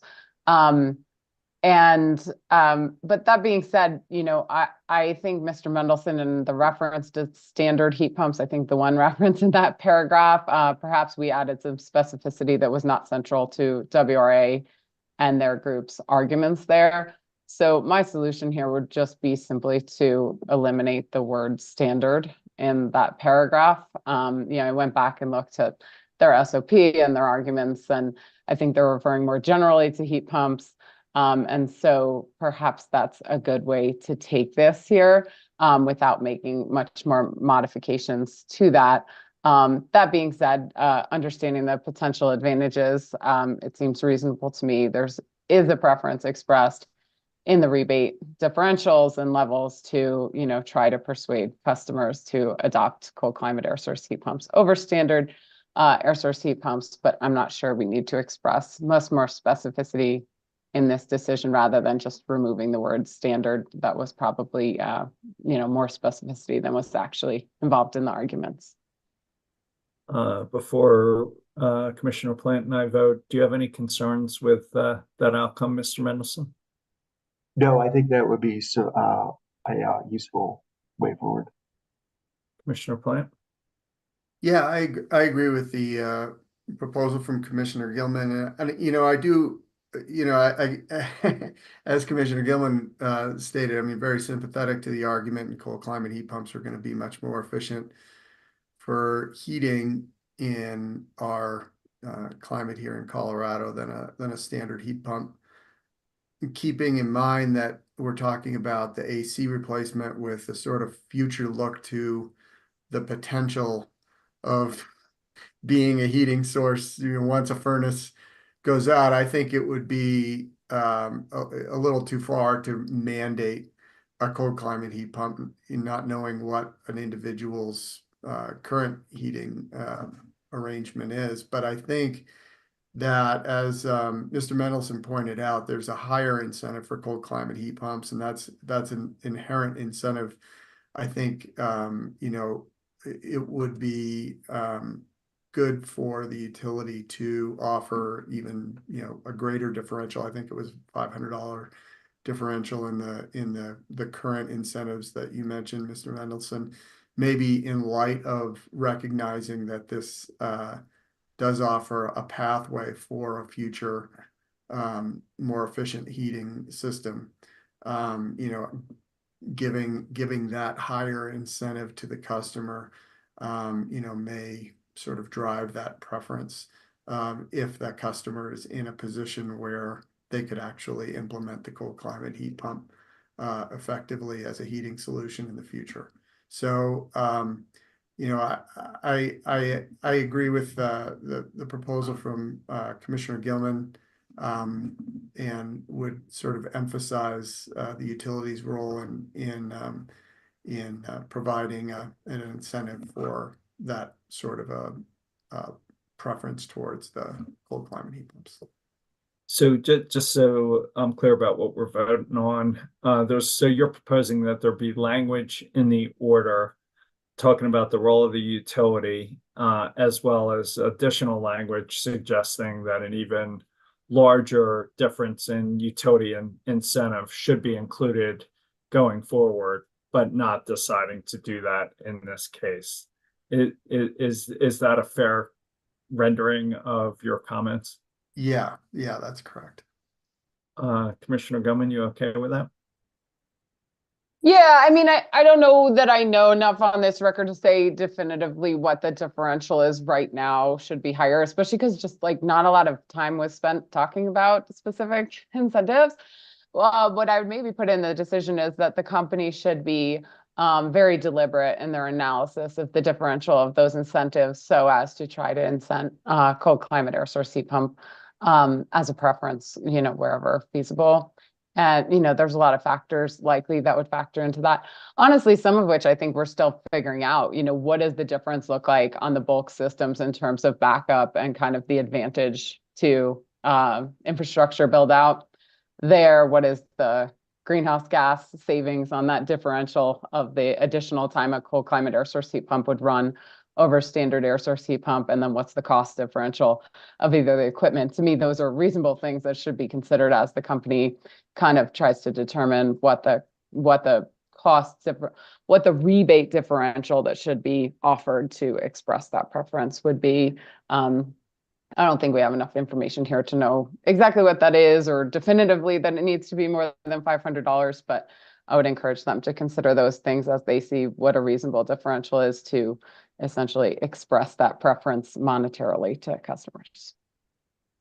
I support the comments of my colleagues and would just ask you, Mr. Mendelson, if that gives you what you need to draft an initial TPC decision.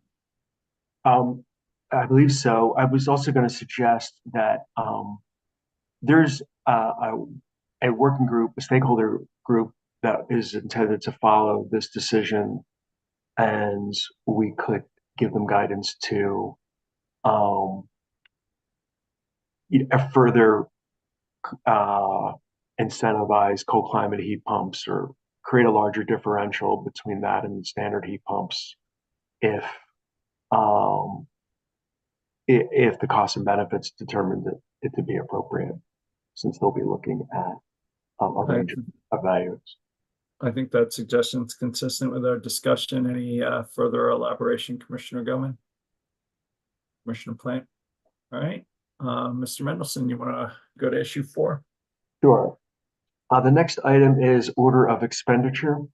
Public Service requests the Commission reconsider its directive regarding the order in which Clean Heat Plan and DSM BE Plan funds are spent to give the company maximum flexibility in implementing incentive programs for BE and DSM measures.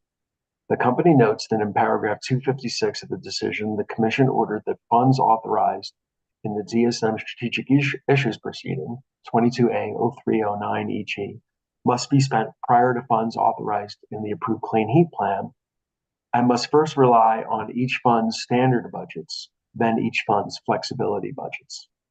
The company claims this poses potentially significant practical and other difficulties to execute the Clean Heat Plan and its 2024 to 2026 DSM BE Plan, and that it appears to conflict with a separate requirement in paragraph 254 that the company immediately augment existing rebates using clean heat funding as to not delay the 2024 efforts. The environmental organizations make a very similar argument, claiming a literal interpretation of paragraph 256 would negate the company's ability to comply with paragraph 254. The EOs offer a solution, stating that they understand the Commission's concern to be solely regarding the sequencing of spending from the different budgets, such that increased incentives should be paid out of the DSM BE Strategic Issues budget before moving on to the CHP budget. They state this, we would recommend modifying paragraphs 254 and 256 to clarify this intent. So the decision point before you is, does the Commission agree with EO's clarification that paragraph 256 is designed to direct only the sequencing of funds and is not intended to interfere with the augmentation of customer incentives? Or would the Commission like to revise the fund expenditure directive in paragraph 256 so that incentives can be augmented from different buckets of funds? If you'd be willing to make a recommendation on this one, I thought you had a nice solution, and then I'll turn it over to Commissioner Gilman to take it wherever she'd like to. Sure. Advisors would recommend adopting EO's clarification that sorry, how did I say it? Paragraph 256 is designed to direct only the sequencing of funds and not intended to interfere with the augmentation of customer incentives. I believe that was the Commission's intent in writing those paragraphs. But I think the most important aspect that we were trying to get across in 256 was that the standard budgets were to be spent before the flexibility budgets were to be considered. And perhaps there is more opportunity for flexibility in how the two standard budgets could interact. Commissioner Gilman? I'll probably start out by stating the obvious. Boy, am I glad we decided to do a combined filing in 2026, because I mean, this is the sort of issue that comes up with kind of the disjointed, taking one. It's totally separate from the other, even though they are achieving almost entirely the same purpose and incentivizing the same thing. So this ideally will get easier in the future. We just got to work through this first one. I agree with Mr. Mendelson as to the kind of the highest priority is that you're not taking flexibility from either program before you actually exhaust the base budget of both of the programs. I think that's obvious. I think we've seen some concerns in the past with regard to kind of assuming the flexibility is a de facto expansion of the budget that causes some concern here. That makes that need to be stated. With respect to like, if a rebate goes out the door tomorrow, that's an enhanced rebate, acknowledging kind of the higher goals. And should that be an enhanced rebate that's entirely DSM funding, or should it be some layer of DSM funding and a layer of clean heat funding on top? I mean, I think that's what the issue is here. I don't understand exactly well enough, inherently what the company's going to see as the benefit or not of doing that. Seems to make the tracking really difficult financially if we've got like little slices of each project that were funded out of each budget. So to me, EO's recommendation was that increased incentives should be paid out of the DSM BE strategic issues budget before moving on to the clean heat budget, but they could be enhanced, like larger incentives. Part of this is made a lot more difficult by really the lack of any detail in this filing about what the incentives would be. So all of this is kind of being discussed in a vacuum in that we don't really understand exactly how much augmentation we're talking about. So I'm interested to hear from both of you. I mean, clearly, I think my line in the sand is like no flexibility before both budgets are exhausted in total. Whether or not we say, well, the enhanced budgets are all DSM-BE until you exhaust that and then you move on to clean heat, or if there's 2 layers in every rebate.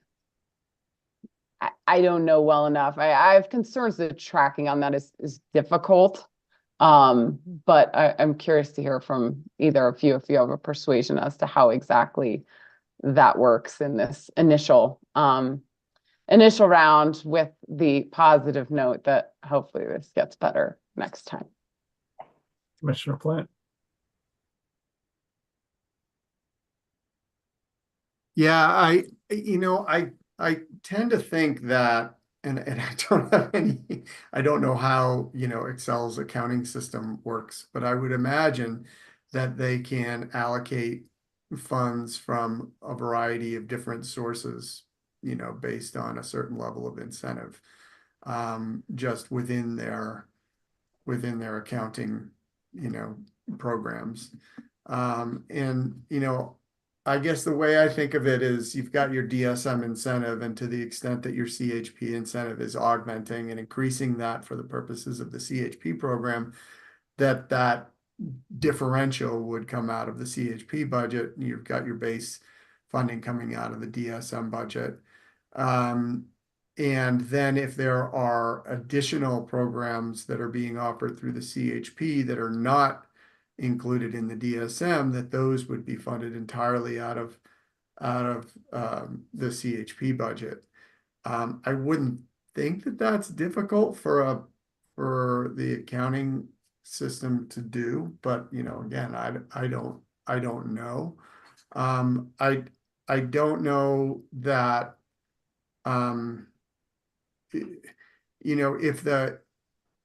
if the flexibility issue, I mean, obviously you want to exhaust the fund before you add the flexibility, but I don't know if we want to apply one funding source to another until it hits the cap before any flexibility is allowed. So if the CHP funding hits their cap, all of a sudden all that cost would then shift to the DSM until it hits cap, and then you would institute flexibility. It seems like both of them could be addressed through their own fund.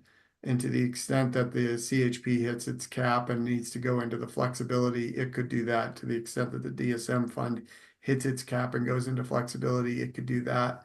But shifting back and forth between funds for the purposes of funding, the program seems like it's overly complicating things. I don't know. That's kind of where I am. I don't know how their accounting system works, but I would think you just apply, X amount of an incentive to one fund and to another to make up for the initial incentive and the augmentation. I don't really have anything useful to add other than to echo Commissioner Gilman's comment that I'm really glad this is going to be a joint proceeding in 2026. Mr. Mendelson, do you have enough from this? All right, Commissioner Gilman, hopefully you can give Mr. Mendelson clear guidance so he can run in order. I don't know if I can. In the circumstance where you have like a layered incentive for one, there's one heat pump and some of the money's coming from DSM and some of the money's coming from clean heat. One concern I'd have with that, which is solvable, is we need better tracking that's clear and not confusing about how many heat pumps were incentivized. That's one heat pump. It's not two. Right. So I just worry that within the programs, that would require a lot of focus and good reporting on the part of the company to not create more confusion than they cause about what actual actions were spurred by this. So I worry that that's a little complicated. It can be done, but I want to make sure that however this reporting is done on like how many measures were adopted, it is not confusing. It's very clear. Are these additive or not? That should be clear if we go down that route with the layered incentives. I had one other thing. Oh man. With regard to the flexibility. I think one thing that makes this very complicated is there are different incentive structures at play here, right? So the DSM-BE has its own bonus structure based on the goals that were established there. So I guess I can understand the company's perspective in terms of, well, if you make us use more of that money to achieve kind of the same result in terms of uptake because there are enhanced incentives, does that jeopardize the bonus structure as it was set originally, maybe? But then in Clean Heat Plan, we have amortization of the expenditures. So it's a little complicated in that there are these two different benefit structures at play.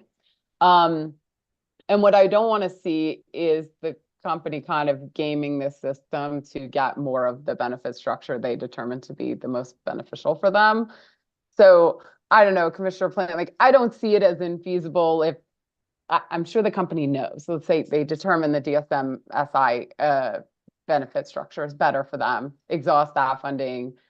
It makes sense to me. You just transfer clean heat funding to take up that space before. I don't know. I'm just worried that I don't know the exact repercussions, perhaps, of exhausting one budget and moving into flexibility when, for all intents and purposes, this money from both pots is doing the same thing. It's achieving the same thing. So why spend more total money? We already have money allocated. Shouldn't it just come from the other pot to maintain the same rebates, the same incentives, but do so with money that has already been allocated for those purposes before we get into the flexibility? So that's just like my thoughts or concerns there. I don't know if you have any additions. So what do you guys think about just doing? They fund the incentives through the DSMCA. When that reaches the caps, we just go to the Clean Heat Plan funding, something like that. That I mean, I think that's where their incentives are going to lie. I don't know. Is that a useful way forward? I mean, I'm assuming if they're enhanced incentive, they're going to be spending more for kind of the same outcome than under the DSMCA. So it might somewhat alter, what they saw as the bonus math or how much they'll spend to get to. That's what I was trying to think about was the bonus math. The PIM math, if you're, so I guess there's two scenarios, right? You provide, say it's a $4,000 incentive, 2,000 of which is coming from DSM, 2,000 of which is from the CHP, but we're going to fund it all out of DSM. Does the same PIM structure apply for that DSM achieving those levels of installation when you're doubling the incentive? And, similarly, once that DSM money runs out and you move to CHP, has the PIM stopped? Like there's no more PIM because there's no more DSM money, or do you Or think do you that's do right. it, or do you do it as DSM provides 2,000, CHP provides 2,000, and when they install a heat pump, that counts as half of a heat pump towards their PIM. I'm not sure what the best solution is for that. Mr. Mendelson, do we have to bring this back? We've mean, I feel like this is not driving towards a decision. I don't know how to resolve this. Can you get to us to a clean order? Not based on the current conversation. I think the commission generally has two options, and one is to maintain the current order and adopt EO's clarification that the augmentation is to happen immediately as determined appropriate by the stakeholder group, but the budgeting of the incentives will come in the order that is expanded or directed in paragraph 256. Or we can kind of go back and reject part of paragraph 256 and just say the principles that we're trying to say, which is perhaps that the standard budgets should happen before flexibility budgets are utilized, and the company should, as I understood Commissioner Gilman, they should clearly track how the dollars are being spent and build out the PIM and amortization accordingly. So I think those are the two basic options.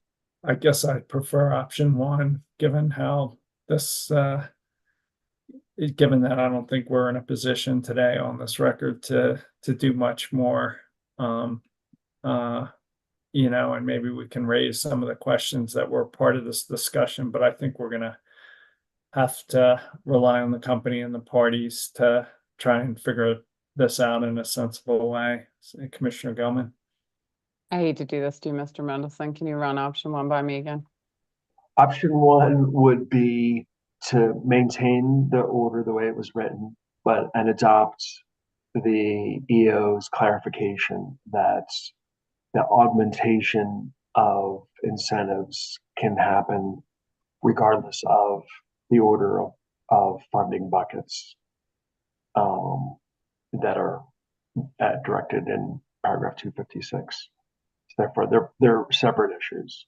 Yeah, but I guess augmentation from where? I'm worried that might not be clear. I understand EO's recommendation to be that augmentation would occur immediately from DSMBE budget. Is that part of what you see as that option?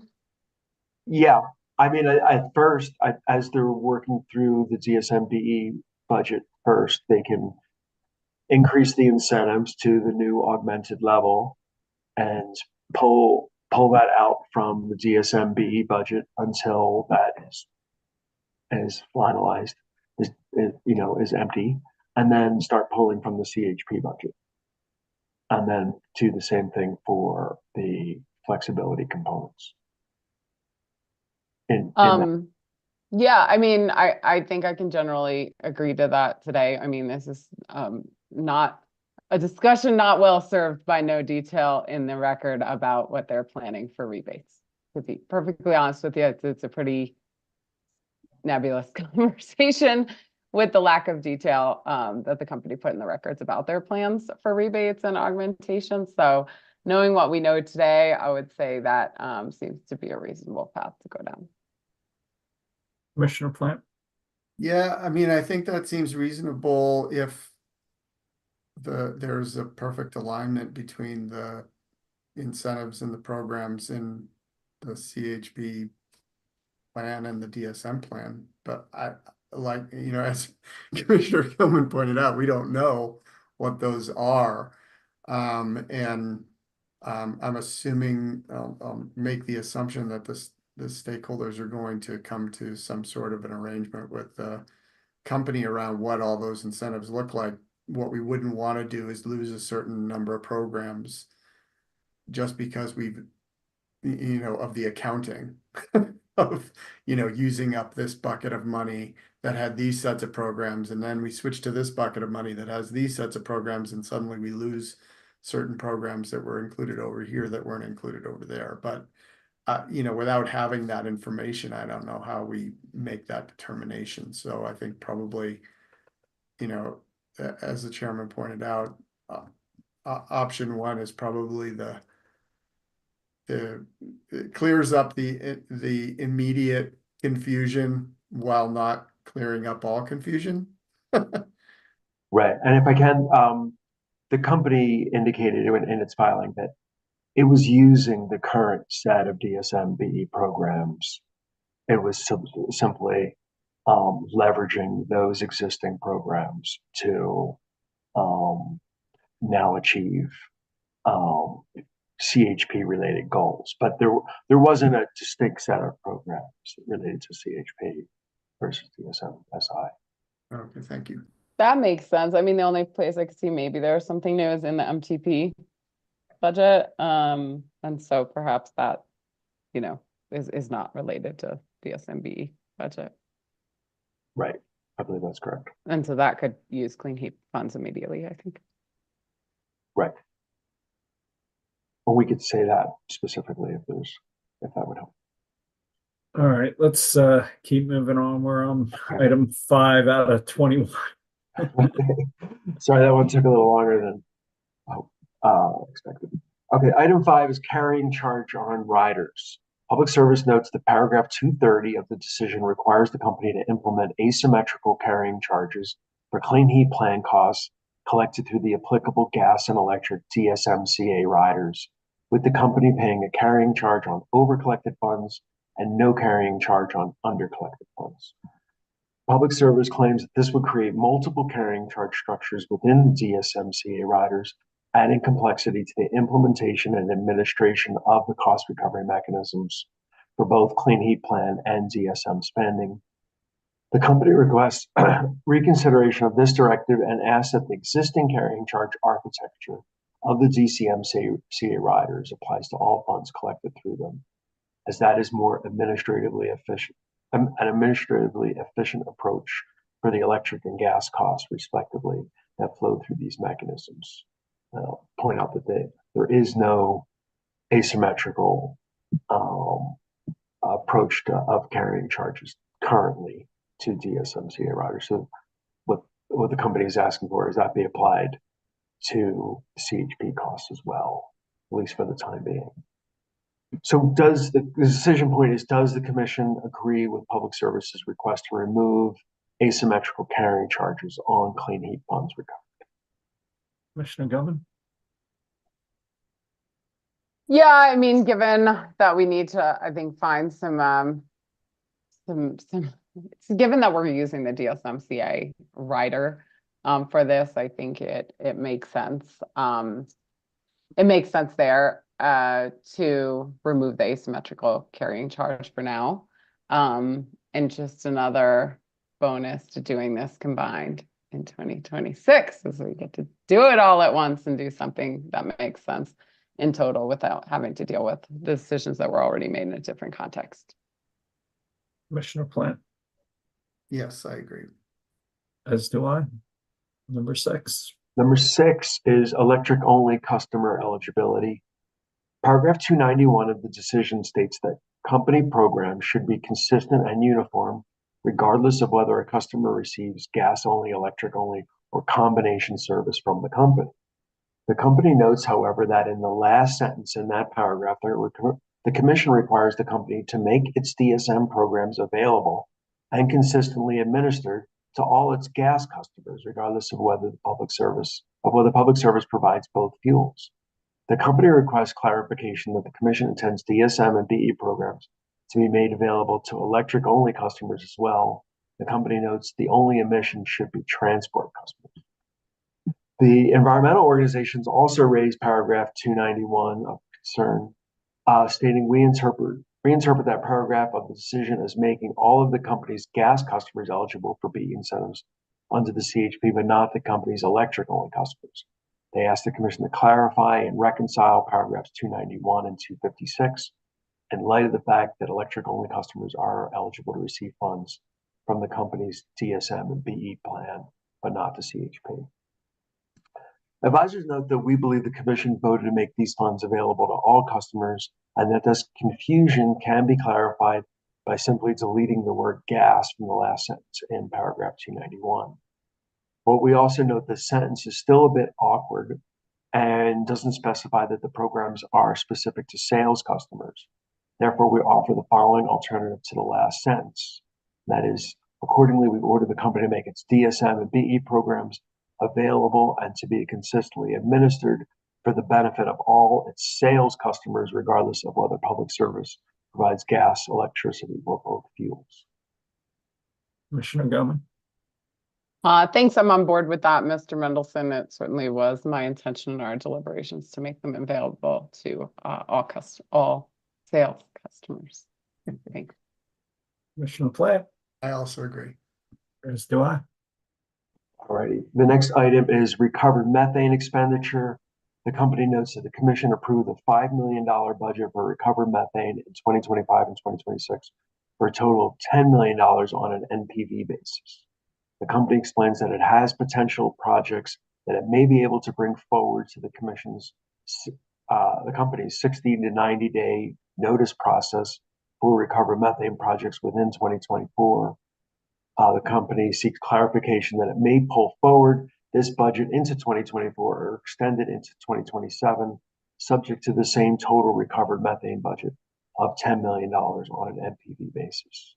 So the decision point before you, should the commission allow the fund flexibility for recovered methane as requested by the company? Makes sense to me. Commissioner Goman. Yes, I agree. Commissioner Platt. I agree as well. Okay, number 8. Number 8 is reporting of adoption rates to use flexibility budgets. In paragraph 114 of the decision, the commission required that in order to use budget flexibility across resources in a given year, technology adoption levels must be met for the program to which funds are being shifted. The company requests the commission clarify that the company is required to demonstrate in its 60-90 day notice seeking to exercise budget flexibility that the requested shift is a reasonable use of funds and that the program to which funds are being shifted has been reasonably successful. The company explains that it is concerned that it may not be able to provide specific information as to actual adoption rates in real time. Those rates are modeled and measured, and measuring them in practice may be difficult, they say. In addition, the modeling of adoption rates has been a source of contention in this proceeding, and there is substantial uncertainty as to what pace of adoption will actually occur. The company requests the potential use of budget flexibility not be restricted based on any current model-based projections. Public Service argues that in a certain scenario, the company's flexibility budget could be constrained by this requirement to demonstrate that it had met the higher pace of adoption adopted by the commission in its decision, and that heat pump rebates may need to be caused until year ends, creating confusion and uncertainty for customers and installers.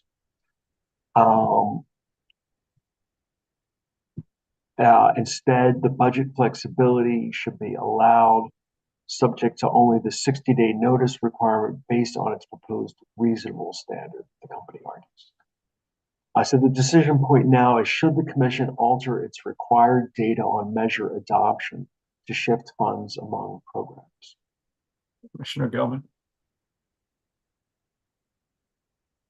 Yeah, I mean, going forward and assessing these programs, it seems to me that understanding adoption rates in comparison to what was anticipated as a result of the programs will be critical to understanding our success. You know, I'm somewhat sympathetic to the company's point. This is our first large effort in this area, and we're not 100% sure what uptake will look like in response to that. So, I mean, in reviewing this paragraph, I was looking at two things. First of all, like the actual collection and reporting of adoption rates as it relates to moving on to any budget flexibility.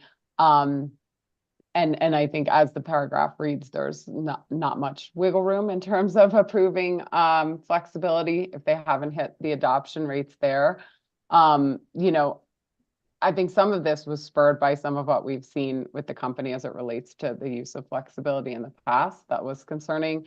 I think the ability to flex if conditions warrant it is not a de facto expansion of the budget, just to be clear, but would need to be justified as we move forward. So I suppose there's some flexibility perhaps in the 60-90-day process if the company has not hit the anticipated adoption rates that were modeled due to difficulties in getting there. But I would expect that the adoption rates are properly tracked and reported as part of that kind of argument for utilizing the flexibility. So I guess I have a mixed bag for you, Mr. Mendelson, where I don't feel very sympathetic to kind of not allowing or requiring the use of adoption rates to kind of assess the use of that flexibility going forward, but understand this is our first go around.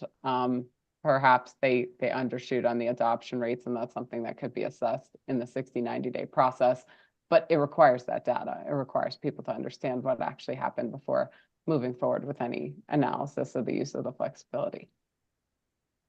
Would that give you enough to write a TBC order, Mr. Mendelson? If or would you like to clarify it before we vote? So, Commissioner Gilman, you're suggesting that there may be flexibility if they can't meet the adoption rates as required, but still, but there may be room for the reasonableness standard, but we still want to see the data on measures installed. Correct. Like, definitely correct me if I'm wrong, but I saw two main issues in their RRR here. One is, you know, we're not sure what'll happen and if we'll hit these adoption rates because it's our first time. And the second was kind of, geez, it's hard to track adoption rates.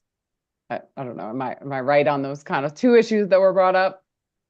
I believe so. And I think part of the problem is the nomenclature of adoption rate. And I apologize, I should have mentioned this earlier, but I think the one piece of it is the numerator, which is the measure installations, and which is they should have good information on. I think the other part of adoption rate is the denominator, which is what is the total market and how much, you know, so adoption being that ratio of how much of the total market are they getting. And perhaps that is a difficult calculation for them to make, especially as they say in real time. Right. I think what we were going for was really measure installation. Yeah. And yeah, so can we change that in terms of what we're measuring? I mean, I think that's fair. Yeah, probably the clarification I would make is we want accurate, real-time, up-to-date information about how many measures have been adopted and the expected abatement associated with those to associate them to the goals that were expected of the programs and budgets. That I don't have a lot of wiggle room about. That must be part of some discussion on utilizing the flexibility or expanding budgets or moving money. Yeah, if adoption rates is more complicated in terms of the denominator, I get that, and I have some sympathy to that, and I think we can be flexible. But that base information has to be provided.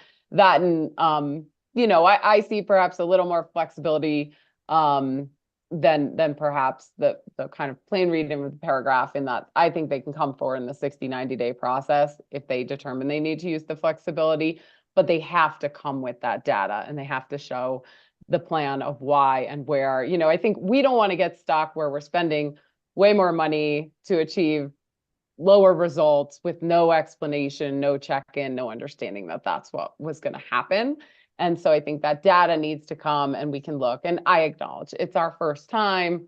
We're certainly hoping that we can achieve those results with the budget we've approved, but I understand that may not be exactly how it turns out, but that would have to be done in a 60-90-day process for that flexibility and have the appropriate data for us to understand what the performance actually looks like and what performance would be expected from the use of an expanded budget. Commissioner Plant. Did you have a clarification question, Mr. Mendelson? Well, one point of clarification is we're not going to see the 60, 90-day filing. It's really going to go to the stakeholders. We'll see it, I believe, if I'm remembering the 60, 90-day process accurately, is it will really be something that's shared with the stakeholders, and the stakeholders will have that ability to essentially sign off on the company's plan. Commissioner Plant?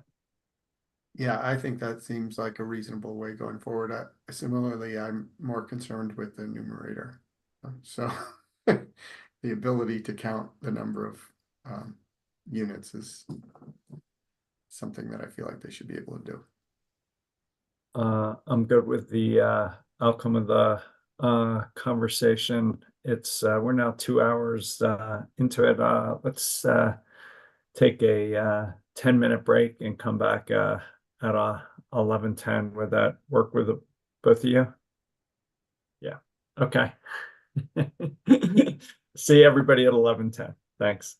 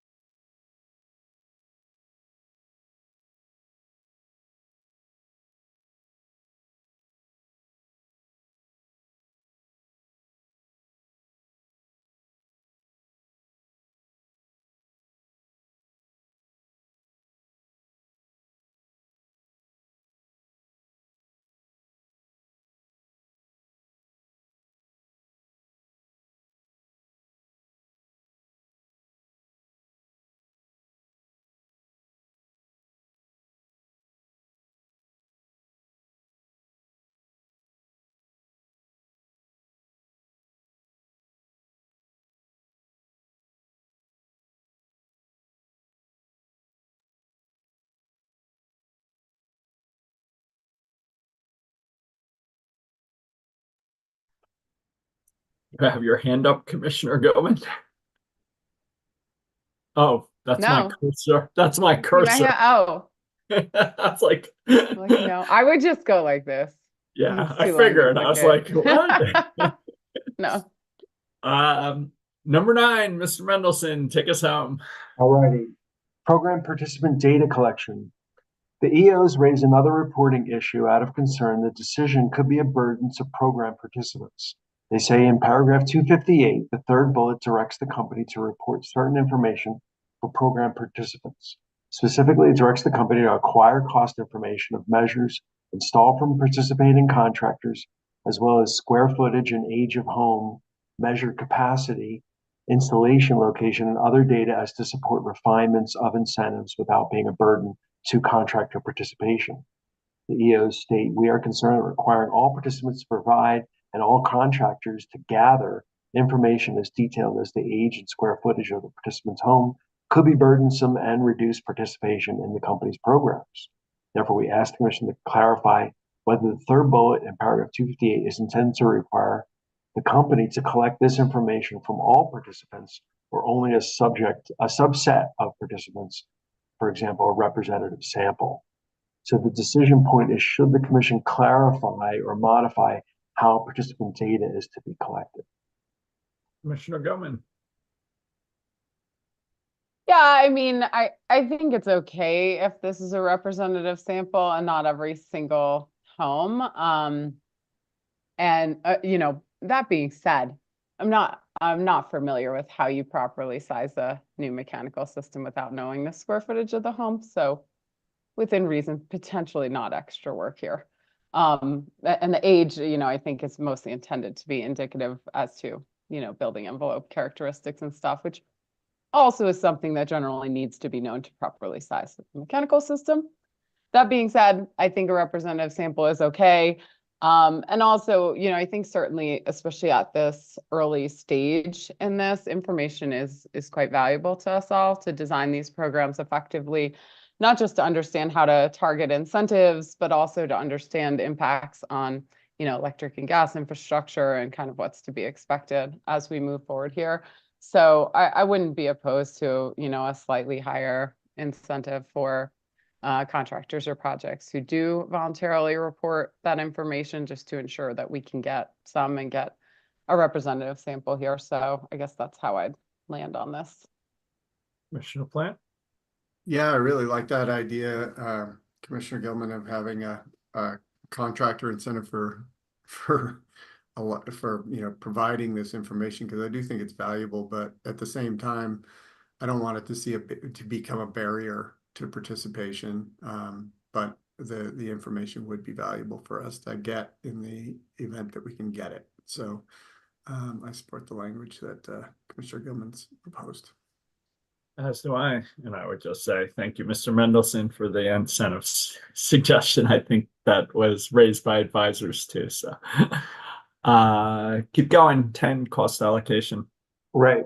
The company requested the Commission clarify how the company should assign costs between gas and electric customers for clean heat expenditures not clarified in the decision.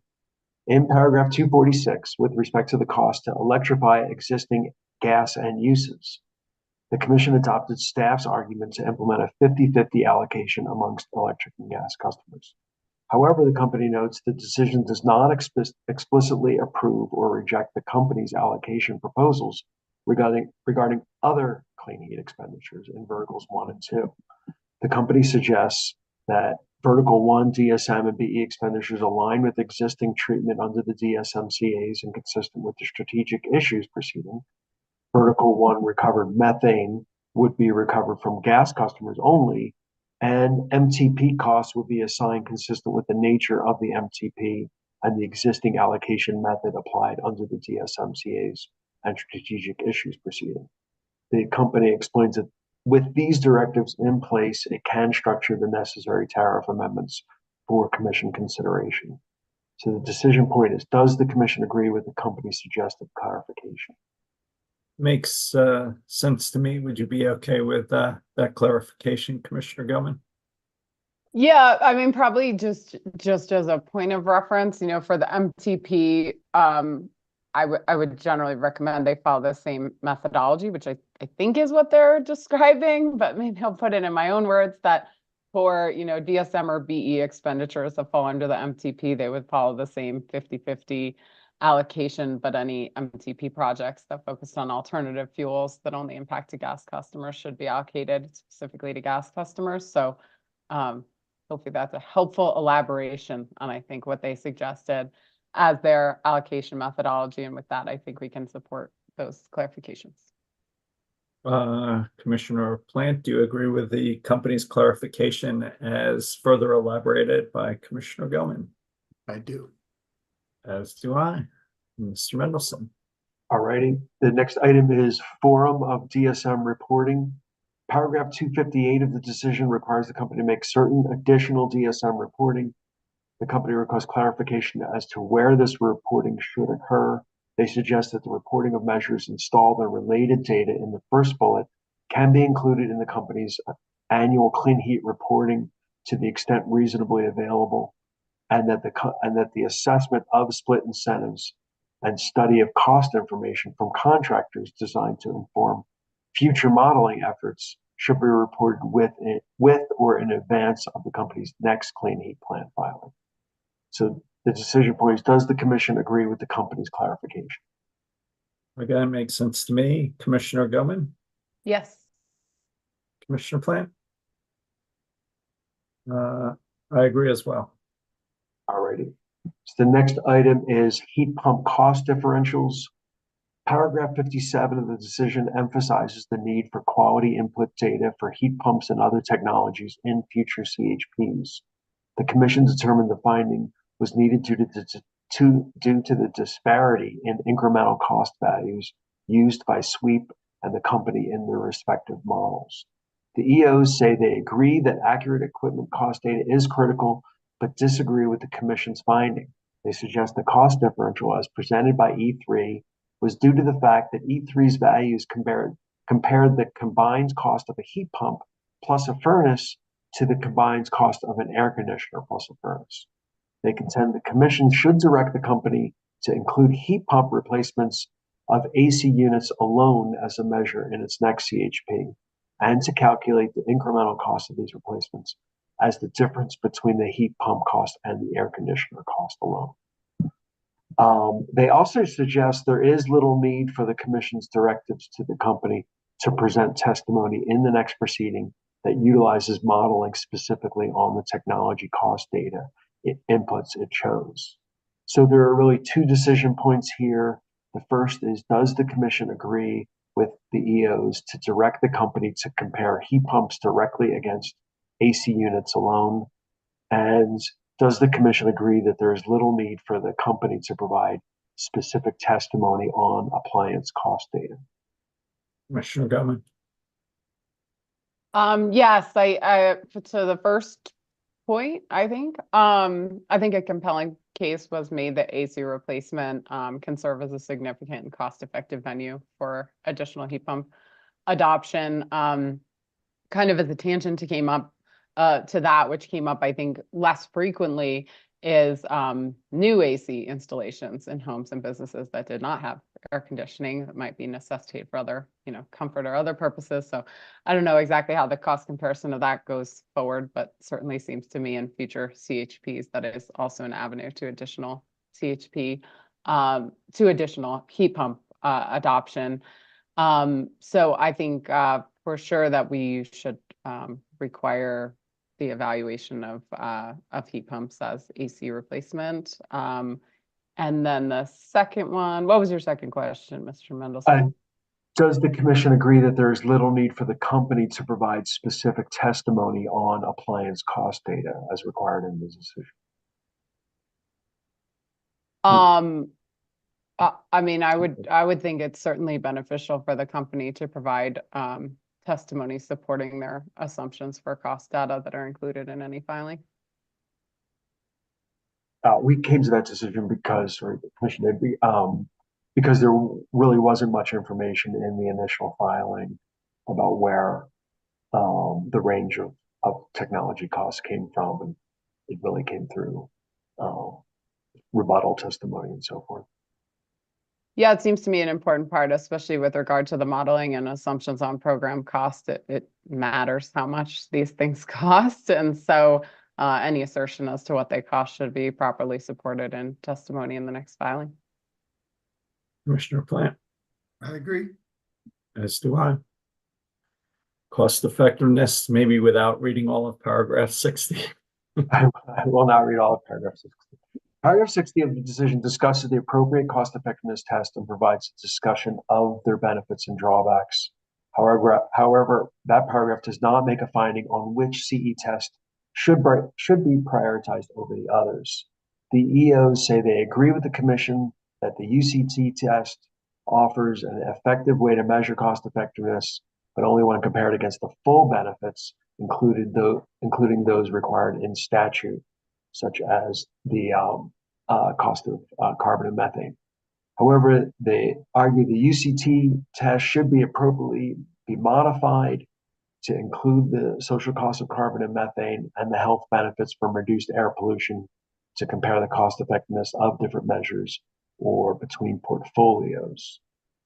The EOs also argue that the MTRC would be inappropriate for this purpose because it doesn't provide an adequate mechanism for comparing cost effectiveness of various measures and incentives, and because it includes equipment costs paid by individual customers that the Clean Heat statute does not direct the commission to consider in evaluating cost effectiveness.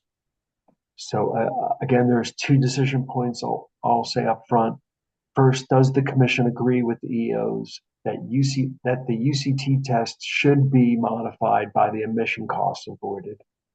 And secondly, does the commission agree that a modified UCT is superior to an MTRC and should be the test applied in the next CHP?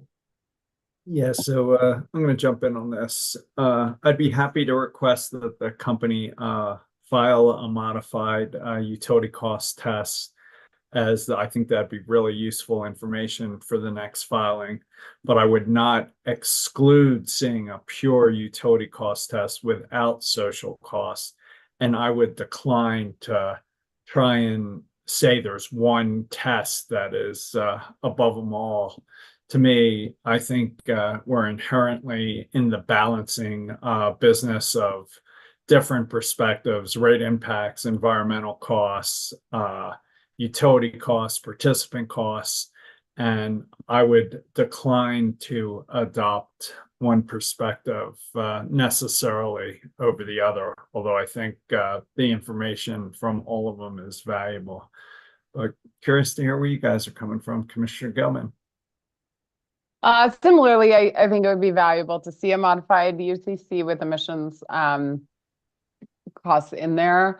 But, and I'm similar to you in that I don't know today really to express a preference on which. I think they each show kind of a different perspective that provides us important information in balancing all of the costs and benefits kind of across the spectrum of where you draw that exact boundary.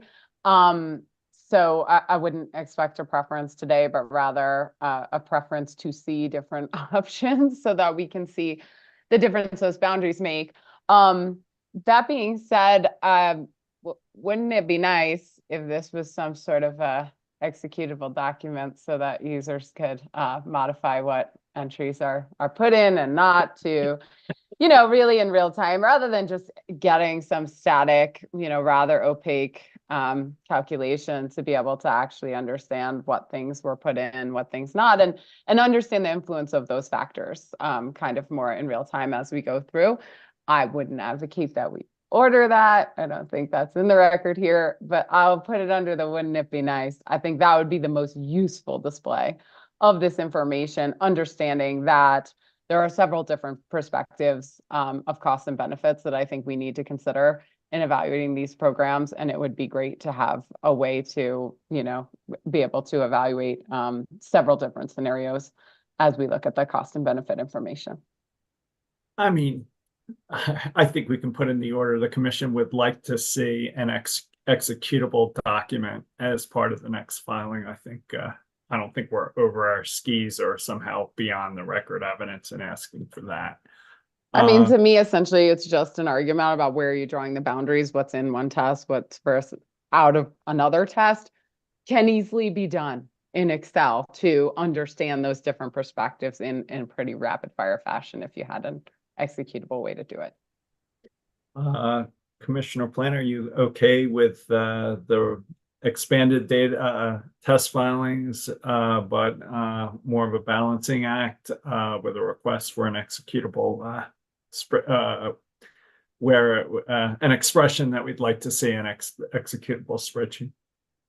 Yeah, I support that, and you know, requiring the MUCT to be a part of this. I thought we kind of did, but I guess you know, in looking at what the EOs brought up in their, we didn't in their language that we didn't specifically require it. I think that we should require it as a part of the one of the cost tests that's applied. I do think also to add, if you guys are amenable to this, is that we see a portfolio selection as directed by an MUCT as well as you know, the cost effectiveness measures, you know, in terms of the, you know, what's the number of that the cost effectiveness comes out. That's usually done after the fact of a portfolio selection. And I think historically we've seen a portfolio selection that's selected based on the MTRC. And it would be helpful to see a portfolio selection that is done using an MUCT as well. Well, I'd say doing all of them. So the request would be to see how the portfolio does under, you know, all the required. It's a TRC and MTRC. It's a UTC, UCT, a modified UCT, and a RIM test. So, Commissioner Gilman, would you support looking at it on a portfolio basis as well? I understood a slight difference in what I heard Commissioner Plant and you say, so just understand what I think what I heard Commissioner Plant say was that the assembly of the portfolio was informed by the cost test rather than simply an output of it. And so by assembling a portfolio using only MTRC and then just running the other cost tests on it kind of fails to close the loop in understanding how it would be remodified if instead you used a different cost test as the basis to develop the portfolio. Is that let me right? clarify what I was trying to say. Okay. I view the portfolio as coming out of all the tests. It's a balancing act. So we're not picking MTRC or MUCT as the one criteria. The portfolio is a sensible balancing of all the information in front of us, and then they would present that balancing.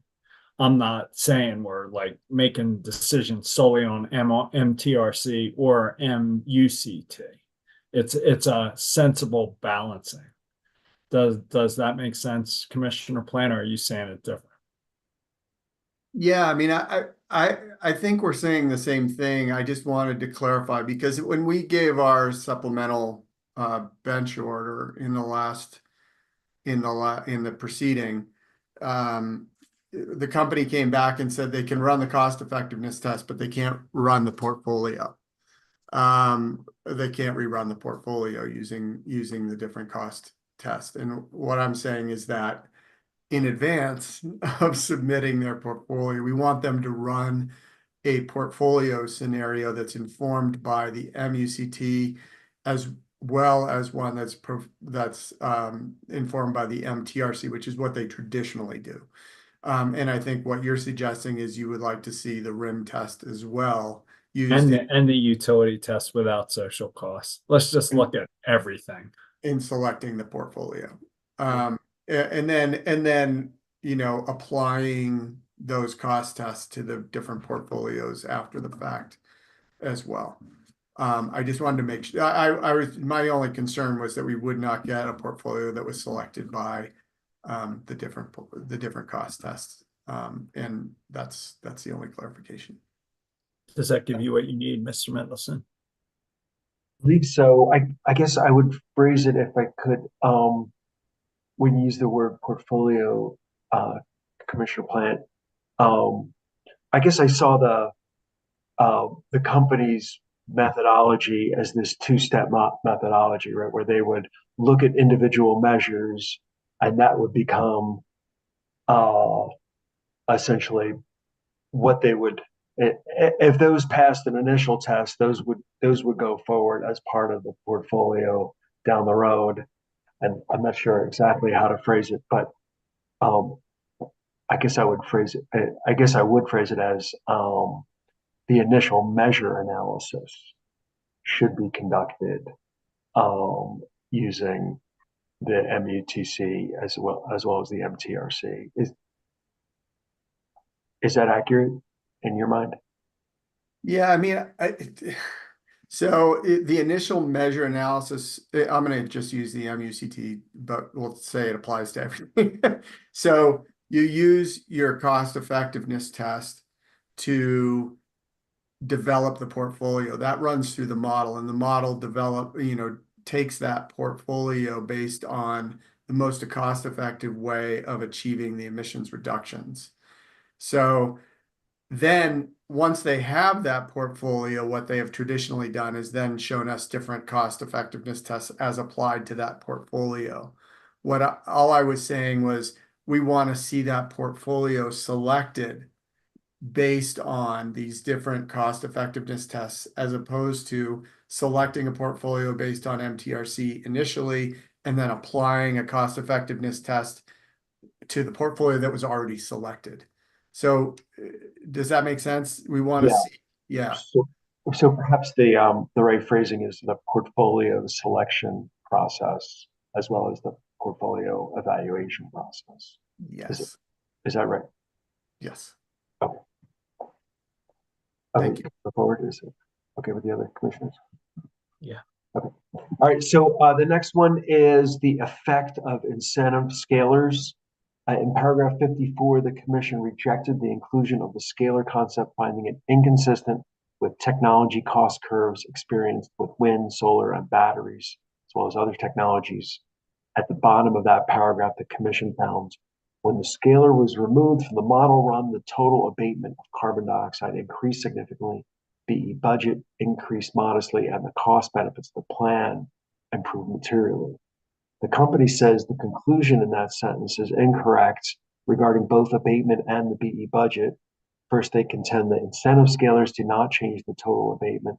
This is because the scalars do not change the cost optimization process of our modeling, and so changing them will not change the number of a given resource that is selected or the overall emissions reduction results. With respect to the BE budget finding, Public Service contends removing the incentive scales lowers the budget for beneficial electrification in a given portfolio because the scalars are intended to predict the higher program cost of incentivizing very high levels of market penetration. The company suggests the commission may want to remove this finding altogether in order to clarify the record. Advisors would like to note that the primary focus of paragraph 54 is the rejection of the scalar mechanism, and that is accomplished without the need for the sentence in question. Accordingly, we would recommend removal of that sentence as Public Service suggests. Makes sense to me, Commissioner Gilman. Yeah, I mean, I think I'm generally fine with it. I think if you had added in the sentence that under the same budget, then I think the outcomes are true. If you pin the budget, as a fixed variable, then the abatement comes out higher, and I think the model selects more BE due to the absence of the incentive scalar. So perhaps that's what the sentence was missing in order to make it more accurate. But I think the paragraph stands on its own. It's strong enough in terms of laying out our concerns with the incentive scalar and direction to not utilize it in the future. So I think it is just fine without that sentence. Commissioner Plant? Yeah, I agree. As do I. Okay, the next item is the timing of informational filings. Ordering paragraphs 2 and 4, the decision requires certain informational filings. The company requests that the commission clarify that for simplicity, all such informational filings be made at the same time, 60 days after the effective date of the Commission's decision granting or denying HRRs. They say a single informational filing will reduce administrative complexity for the company, and the 60 days is necessary for the company to address any changes based on your decisions today. So the decision point, does the Commission agree with the company's clarification on this issue? Commissioner Gellman, Yes. Commissioner Plan, I agree as well. as do I. All right, the next item and last for me is the next clean heat filing. Under paragraph 55 of the decision, it states that the company's next strategic issues application is to be filed no later than July 1, 2025. The company notes that this was likely a typographical error and respects because it's stated elsewhere in the decision that it should be July 1, 2026. Advisors note that this is likely a typographical error and the date should be July 1, 2026. Commissioner Gellman, Unless someone was trying to slide it forward so this fun would never end in this cycle. Yes, typographical error, change it to 2026. I may have had as much fun as I can take. Commissioner Plan. It was a blood pressure test. Yeah, fixed to 2026. Thank you, Mr. Mendelson, for leading us through this. Anything else, or should we call up Mr. Greenberg? It's time for Mr. Greenberg. Mr. Greenberg. Good morning, Commissioners. Dan Greenberg of your advisory staff. With more fun for you, a few relatively quick items, I think. The first is cost recovery for market transformation portfolio initiatives. In paragraph 135 of the decision, you adopted CEO's recommendations for screening criteria to use in approving proposed initiatives in the market transformation portfolio, or MTP. You also added 3 criteria before the costs of MTP initiatives can be recovered through riders or emission reductions can count towards the company's goals. These criteria were: 1, the documentation for each initiative must articulate a clear set of objectives for the project. 2, the documentation for each initiative must include a clear timeline for project completion. And 3, a final report and third-party verified emission reductions for each project must be submitted as a prerequisite to cost recovery through the DSMCA. In its RRR, Public Service notes that this last provision is contradicted by decision paragraph 229, which approves recovery of MTP spending through the DSMCA riders. The company notes that the Commission has already considered which MTP initiatives to approve and has approved their budgets. The delayed cost recovery and additional reporting will disincentivize these programs. That the company requires cost recovery to pursue non-pipeline alternatives, or NPAs. That verified emission reductions are difficult to quantify, particularly for new construction and NPAs where the counterfactual scenarios are difficult to estimate. And that piecemeal litigation regarding recovery of these costs will be time-consuming and inefficient. The company therefore requests in its RRR that the Commission not restrict or delay recovery of its approved MTP programs, such that cost recovery can occur only after it submits a final report on the project and emission reductions have been third-party verified. It requests that it be allowed to recover MTP costs in the same manner as other PE and DSM spending. So the decision point is whether to remove the directive in the decision that MTP costs can be recovered only following submittal of project final reports and third-party verification of emission reductions. I'll pause here for your conversation or to answer any questions.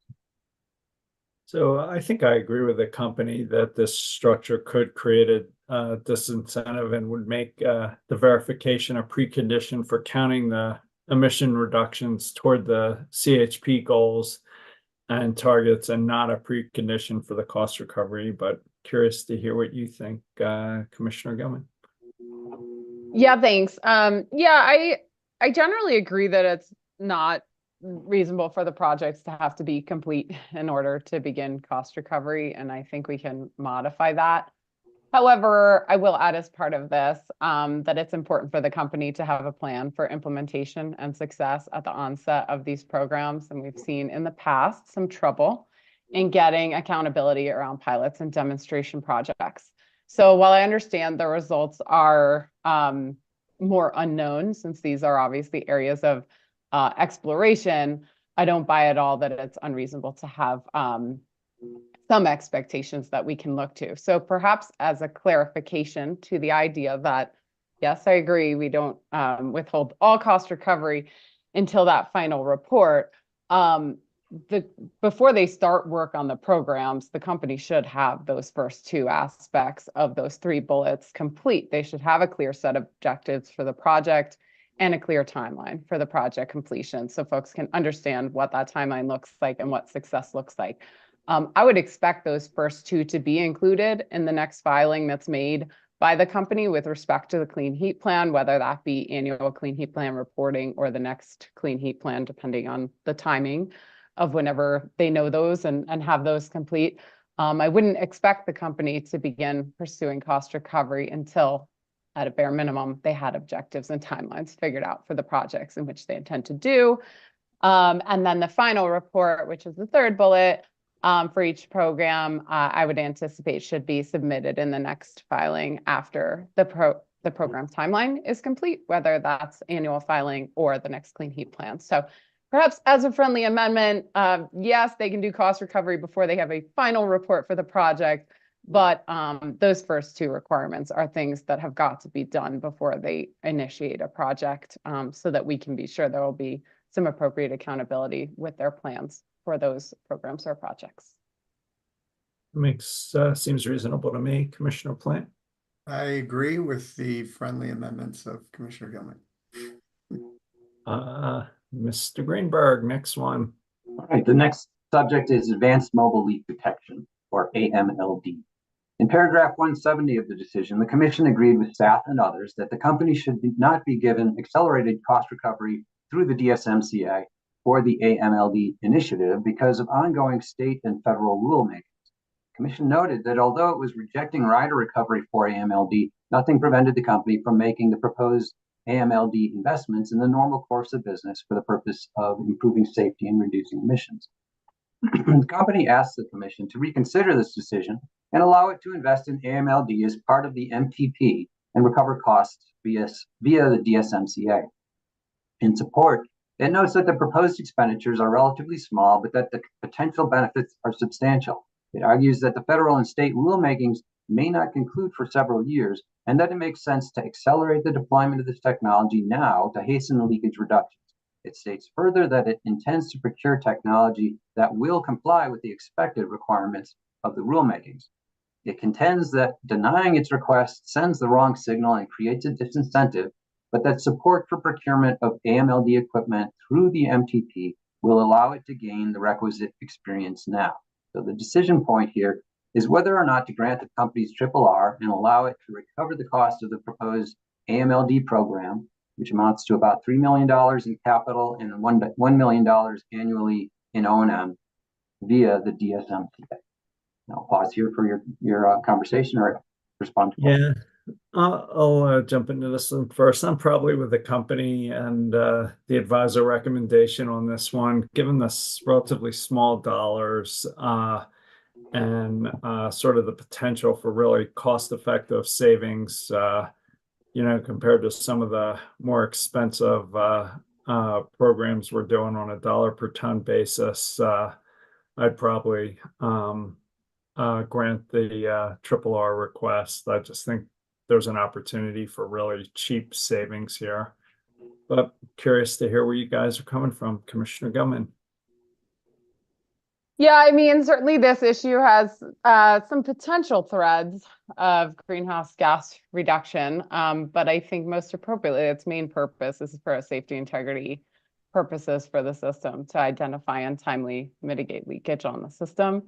So for me, this is much more obviously that type of project and would fall under typical cost recovery. As I think was pointed out on the record, there's nothing that would preclude the company today, tomorrow, yesterday from investing in this and bringing it forth for cost recovery in a rate case.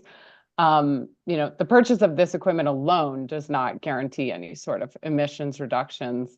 I'm not aware of cost effectiveness kind of comparisons of emissions reductions related to this equipment in the record. Perhaps there is some, but I'm not familiar with it. So to me, I think this is much more appropriate for ordinary recovery moving forward, essentially as a safety integrity project. As I understand it, it probably more squarely fits in. I will point out that I think it would benefit the company to track and understand the outcomes of the use of the technology if they choose to deploy it, because there is a potential that cost-effective leak repair on the system can count as recovered methane as a clean heat resource. But as it stands now, just the purchase and use of this equipment alone does not guarantee those savings. They'll have to be appropriately using it. I mean, given that we got rid of the PSIA, I think it's not a great incentive and message we're sending the company, given the combined safety and environmental benefits, and I think the likely very low dollar per ton cost. But I guess you get to decide this one, Commissioner Plant. Yeah, I mean, I'm a little bit torn. I don't think we have enough information around the costs and the benefits as was stated. And I might be if we thought about this as a sort of a pilot of piloting this leak detection equipment that could then be translated into some future program that would be a much more comprehensive leak reduction system for the company that then would go through the normal course of recovery, as Commissioner Gilman pointed out. I think that may be acceptable, but I feel like we just don't have that much information on this right now. I mean, I guess we've approved over $400 million in investment. This is like less than 1% of the total thing. So I sort of view this request as a pilot. Do you have like a specific dollar request? Do you want to lower the $4 million? I mean, it seems like the message we're sending them is, let's invest a little bit of money and figure out the benefits and cost of this. Are you not okay with the $4 million, or would you like to lower it, or like characterize this as a pilot? I think if we can, I could support if we characterize it as a pilot. I think that one of the things that concerns me is that there's $1 million in annual O&M expenditures associated with this, which I don't quite understand why that is so high, and for how long that goes on.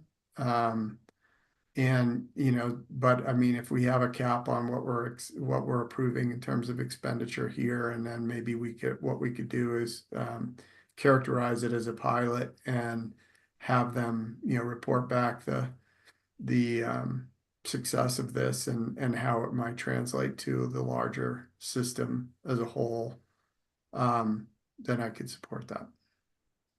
So I guess, Commissioner Gilman, the thought is a hard cap at say $4 million.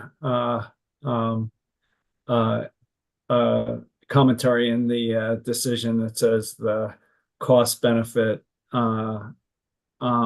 analysis and information is not on this record, and the purpose of this would be characterized as a pilot to develop that information. Maybe with a sense that ultimately this needs to be treated as other safety investments, but at least it'd be an encouragement for the company to move forward. So, Commissioner Gilman, thoughts, comments, response? A few thoughts. I don't know that you're going to get me, but I have a friendly amendment for you if that's the direction you decide to go. If it's pursued as a pilot, I think it would be essential that the company track the actual greenhouse gas outcomes associated with this, as well as the additional costs associated with actually repairing the leaks, right? That's not included here. So just by use of the equipment, you get zero savings. You need to invest more money, do additional work to actually repair the leaks, replace the pipes, whatever actually was wrong there. And I will point out in statute under recovered methane, in order for kind of safety integrity or a leak repair to count, it must be considered cost effective. So perhaps some collection of data could get you further along the line to understand what is cost effective. What does that look like? In order to know that, you would need to know the carbon abatement and the cost, all-in cost of the tool, as well as the actual repairs to know that. Maybe you get your way to, a useful pilot that's tangential to clean heat in that way. But I think more generally, I don't really buy the argument that the commission is communicating a disincentive to do work if the company determines that it is necessary for safety purposes to pursue typical cost recovery for an investment that they need to make to go down that road. I don't think the commission is making a disincentive for that, for saying this is not a clean heat resource in and of itself, this investment. So not keen on that argument, but perhaps an amendment for you all if you decide to go down the pilot route. I would, even without Commissioner Gilman's vote, accept the amendment, if that would work for you, Commissioner Plant. Yes. Does that give you what you need, Mr. Greenberg? And I think Commissioner Gilman, as part of the TBC process, can decide how to respond. Okay, just if I could get a clarification. First of all, I want to make a clarification that the $1 million in annual O&M, that is estimated additional cost for repairing the additional leaks that are identified by using the AMLD equipment. So just wanted to clarify that.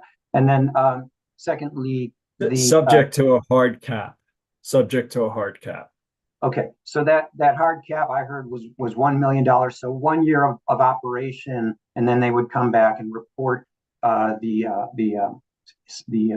emission reduction estimates based on operation of that year. Is that accurate?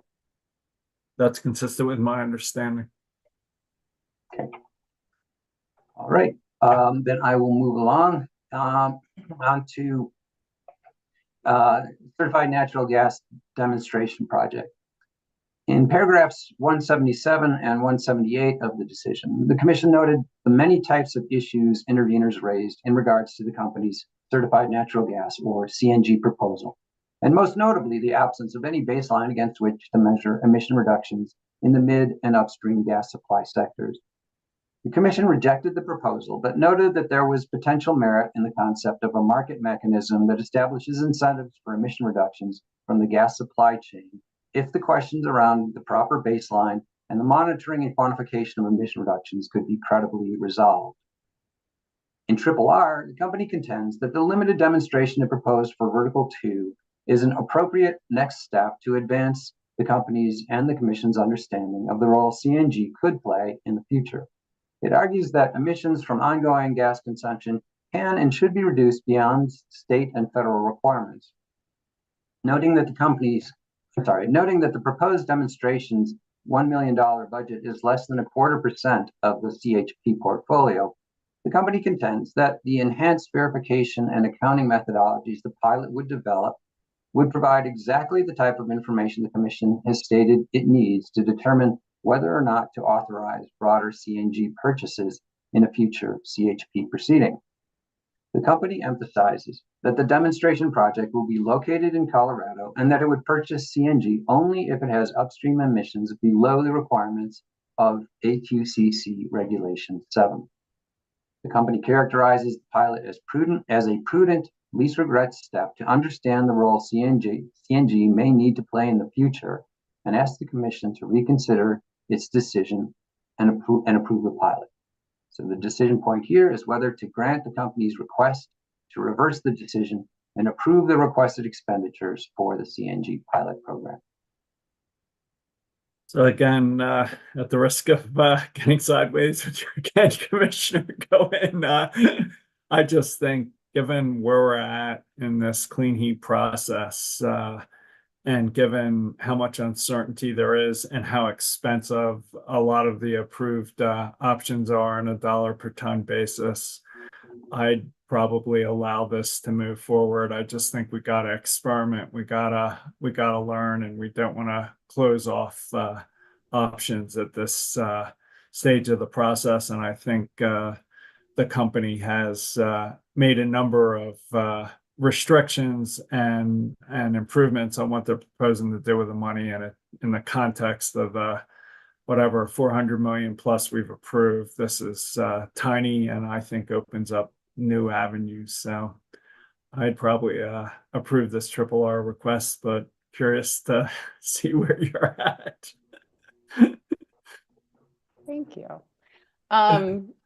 It's useful if we learn something useful. But I question what we'll learn from a demonstration project essentially conducted immediately before implementation of Regulation 7, which will set hard emission caps upstream.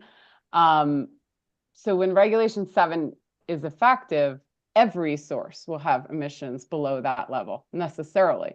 So the only commitment here is they will have emissions below that level that's going to be required. So I don't understand what we can learn from a demonstration project with no really kind of exceptional commitments as far as carbon emissions that would go beyond the obligatory performance at this point. So perhaps, tough timing with these regulations coming in quite soon, from what I understand, as early as the beginning of next year. But I don't understand. I mean, every source will be below that. So just their commitment to be below that does not indicate any sort of exceptional performance, as I understand it. So I fail to see what we would learn by having a project that is simply below the regulatory standard. So I guess just going back to you, Mr. Greenberg, can we put some language in there saying, materially below? I guess everybody else has to comply with Regulation 7, but if we wanted to accept the pilot, could we go materially below what is otherwise required by Regulation 7? I mean, certainly we could put that word in, but I think you might want to put some meat on it. What does material mean? I mean, the issue is just we don't know, right? And we don't really know the scale of improvements that will be made by operators to comply. I mean, necessarily that this isn't like probably a game where you can get it exactly at the regulation. There is likely some delta between where we'll actually see operations. So perhaps it'll be more informative to see actual compliance with Regulation 7 to understand where the actual state average lies then, to understand what exceptional performance looks like. But I don't have any concept right now. I mean, I wouldn't be willing to put a number on it today because I have no idea what exceptional performance would look like once you're under a new regulation that hasn't been met yet. Commissioner Plant? Yeah, I'm not on board with this. I think that once we talk about the suppliers and the emissions reductions that suppliers are going to need to achieve, that really falls outside of the responsibility of the Excel customers. When we're talking about Excel infrastructure, reducing leaks, I think that that's understandably a part of an Excel customer base cost. But when we talk about providing the gas supply, I think that's one step too far for me. So I would reject that. And are you guys open to like encouragement of a voluntary program? I know for me, I'd like to reduce the emissions of my gas use and would pay more if there was a material way to do that, however you define it, exceptional. So Any thoughts on that, Commissioner Gomez or Commissioner Plant? I mean, I would be similar to where I was on this at the original CHP deliberations. I would fall short of encouraging. I think there's a lot of details that would have to be really carefully considered, especially in that a voluntary program could be seen as in competition with actual clean heat measures that are adopted here. The company's already expressed quite a bit of uncertainty, even skepticism as to what they can get for the uptake of electrification measures and other things.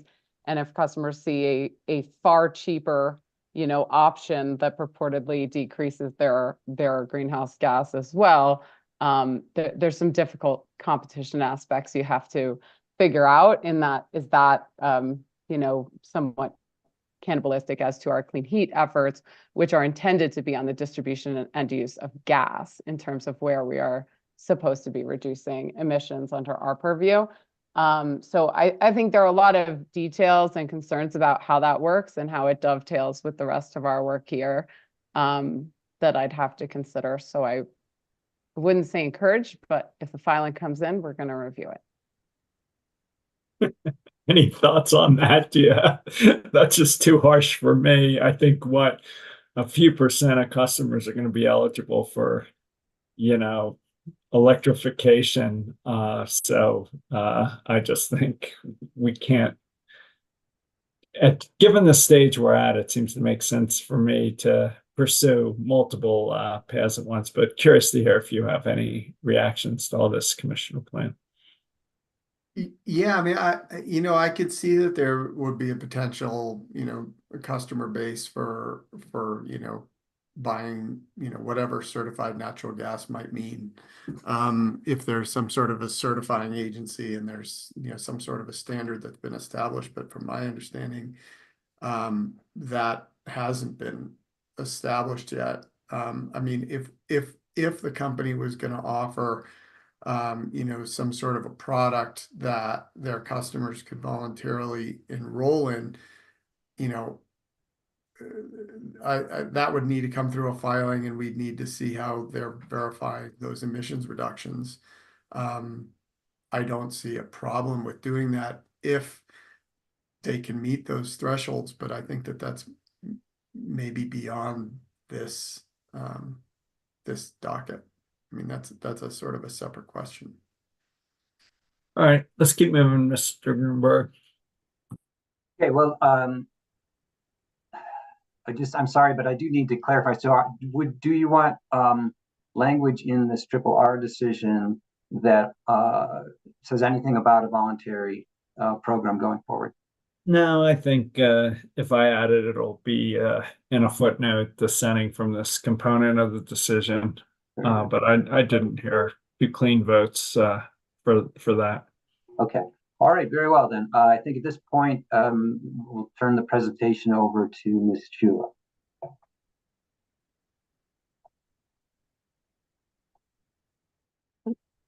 Welcome back. Thank you. Good afternoon now, Commissioners. It's Jessie Shula with the advisory staff. Yeah, two brief items. The first is hydrogen blending, the RFI, and that RRR is coming from the environmental organizations. Their request for clarification is relevant to paragraph 191 of the Commission's decision, which approves the company's plan to issue a request for information or use a similar process to identify those commercial and industrial customer partners interested in receiving blended hydrogen fuel stock. Requires the company to provide a report to the Commission at the end of the RFI period with information about the customers who expressed interest through the RFI. So in its RRR, the environmental organizations request 3 points of clarification on that decision point. First, they ask that the Commission clarify that any emissions reductions from any hydrogen blending demonstration project with a transport customer would not count toward the company's emission target. Second, they request clarification that the RFI responses themselves and the report I just mentioned be provided to all parties via e-filings with any files designated confidential as appropriate. And third, they request clarification of the process by which the company would seek approval to proceed with a blending demonstration project past that RFI. So I can pause here for conversation, can answer questions, or can go to offer recommendations. Commissioner Goman. I'm fine with going to Ms. Chula's recommendations if that works. Ms. Chula. Thank you. So on the first first clarification point for emissions reductions, advisors recommend granting the environmental organization's first clarification. We recommend the commission clarify that if a commercial or industrial customer currently is or becomes a retail customer of the company after issuance of this decision, they pursue a hydrogen blending project with the company, and they contribute through rates to the company's clean heat spending, then emissions reductions from that hydrogen blending project will count towards compliance. So transportation customers who are not paying towards clean heat budget, they would not count towards emissions. Commissioner Goman. I agree with your recommendation, maybe with one small addition, Ms. Chula. In addition to them being retail customers, the project would demonstrate that it meets the definition of green hydrogen per the statute. I think it was probably obvious, but would like to make sure that's clear. And with that, I agree with your recommendation. Commissioner Plant with the one clarification by Commissioner Goman. I agree with the recommendation and the clarification. As do I. Great, thank you. On the second point of clarification around reporting, advisors also recommend granting the environmental organization's clarification, recommending that the company submit the RFI responses themselves and the report described already in the decision both be provided to all parties via e-filings, with any files designated confidential as appropriate. Commissioner Goman. I agree with your recommendation. I mean, I think it would be ideal if not all of this is confidential. So if there's like specific customer names or like aspects of their business that are very particular, I can see that. But I would certainly hope that we get at least summarized or generalized results that are non-confidential as an outcome to hear as well. Commissioner Plant. I agree with the recommendation as well. As do I. Number 3. All right, thank you. And then finally, for the process for approving a blended hydrogen blending demonstration project, advisors also recommend granting this third clarification. We recommend that the commission clarify that Public Service's next clean heat plan is the appropriate place for the commission to approve a hydrogen project for C&I retail customers, because a hydrogen demonstration our demonstration project is most likely in service of meeting clean heat plan emission reductions goals on the gas system. So it follows that it makes sense that those project applications and decisions would occur in the future clean heat plan deliberations. Commissioner Goodman. I agree. Commissioner Plant. I also agree. As do I. Great. Last issue, and if you can give us a Yes. recommendation on this one, that'd be All great. right. Thank Bring us you. home. That's all right. So the last issue and the second triple R I'll be bringing forward today is from Public Service Company, who requests 2 points of clarification on the PIP decision. That's the percentage of income payment plan. And as a reminder, that the reason why we're talking about PIP with respect to the clean heat plan is to ensure that the company's clean heat plan includes mitigation of rate increases for income qualified customers as the plan goes above the cap. So the clarifications are relevant to paragraphs 325 and 326 of the decision. In paragraph 325, the commission states that the company should auto-enroll income qualified customers who participate in the clean heat plan's income qualified beneficial electrification program. The commission stated that if this means the company needs to change how it enrolls customers in PIP or qualifies income qualified customers for PIP, the company should do that to ensure that the result is that all income qualified customers who participate in the Clean Heat Plan income qualified BE programs are eligible and enrolled in PIP. In paragraph 326, the Commission states that the company should also allocate a portion of its overall Clean Heat Plan, a BE and DSM program budget towards PIP to ensure that there are sufficient funds for all income qualified customers who participate in Clean Heat Plan income qualified BE programs to enroll in and benefit from PIP. But this should not draw from the 20% allocation of the Clean Heat Plan budget, Clean Heat Plan BE DSM budget allocated to disproportionately impacted and income qualified customer programs should be additional to that allocation. The Public Service Company is requesting two clarifications through its RRR. The first is they are seeking clarification that the Commission, through its decision, is not otherwise adjusting the EAP and GAP, that's their electric and gas versions of PIP, eligibility requirements contained in its rules, but is instead authorizing the company to adjust its tariffs as part of a compliance filing in this proceeding in order to allow for such auto-enrollment. And second, the company seeks clarification that the Commission's directive in paragraph 326 of this decision is that the company is to, if needed, fund additional EAP and GAP benefits beyond the current cap under the Commission's rules from the authorized Clean Heat Plan budget, and that the Commission is granting any necessary waiver to do so, including a waiver of the $1 maximum residential bill impact for each assistance program. So going to that first request for clarification, advisors recommend that the Commission is not adjusting the eligibility requirements for EAP or GAP that are currently contained in Rules 3412C and 4412C, and are authorizing the company to adjust its tariffs as part of a compliance filing in this proceeding in order to allow for such auto-enrollment to the extent that the adjustment does not result in a monetary change for funding these programs. So I can either pause here or go to the second recommendation as well. Yeah, why don't you do that? Great. For the second point of clarification on funding additional EAP and GAP benefits beyond the current cap, the advisors recommend clarifying that at this time, the Commission is authorizing the company to use Clean Heat budget only if necessary to fund the incremental cost of auto-enrolling income-qualified customers who participate in Clean Heat Plan income-qualified beneficial electrification efforts, as was proposed by Energy Outreach Colorado. At this time, because our understanding is that PIP has remaining funds available, it seems unnecessary for the Commission to approve payment of PIP credits to those customers from the Clean Heat Plan budget.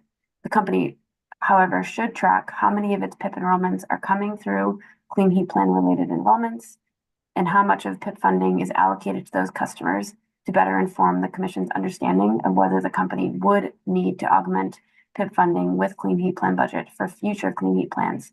And the company may bring a waiver request or other pleadings in the future if circumstances change. Commissioner Goman.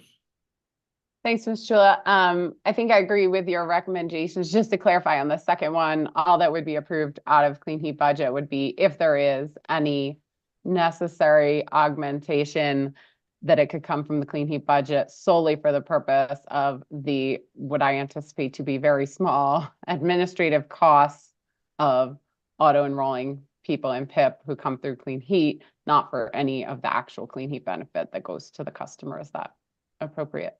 Yes, there should be no funding of PIP payments through the Clean Heat budget, rather just if there is any incremental cost to auto-enroll customers, which, like you said, should be small and incremental.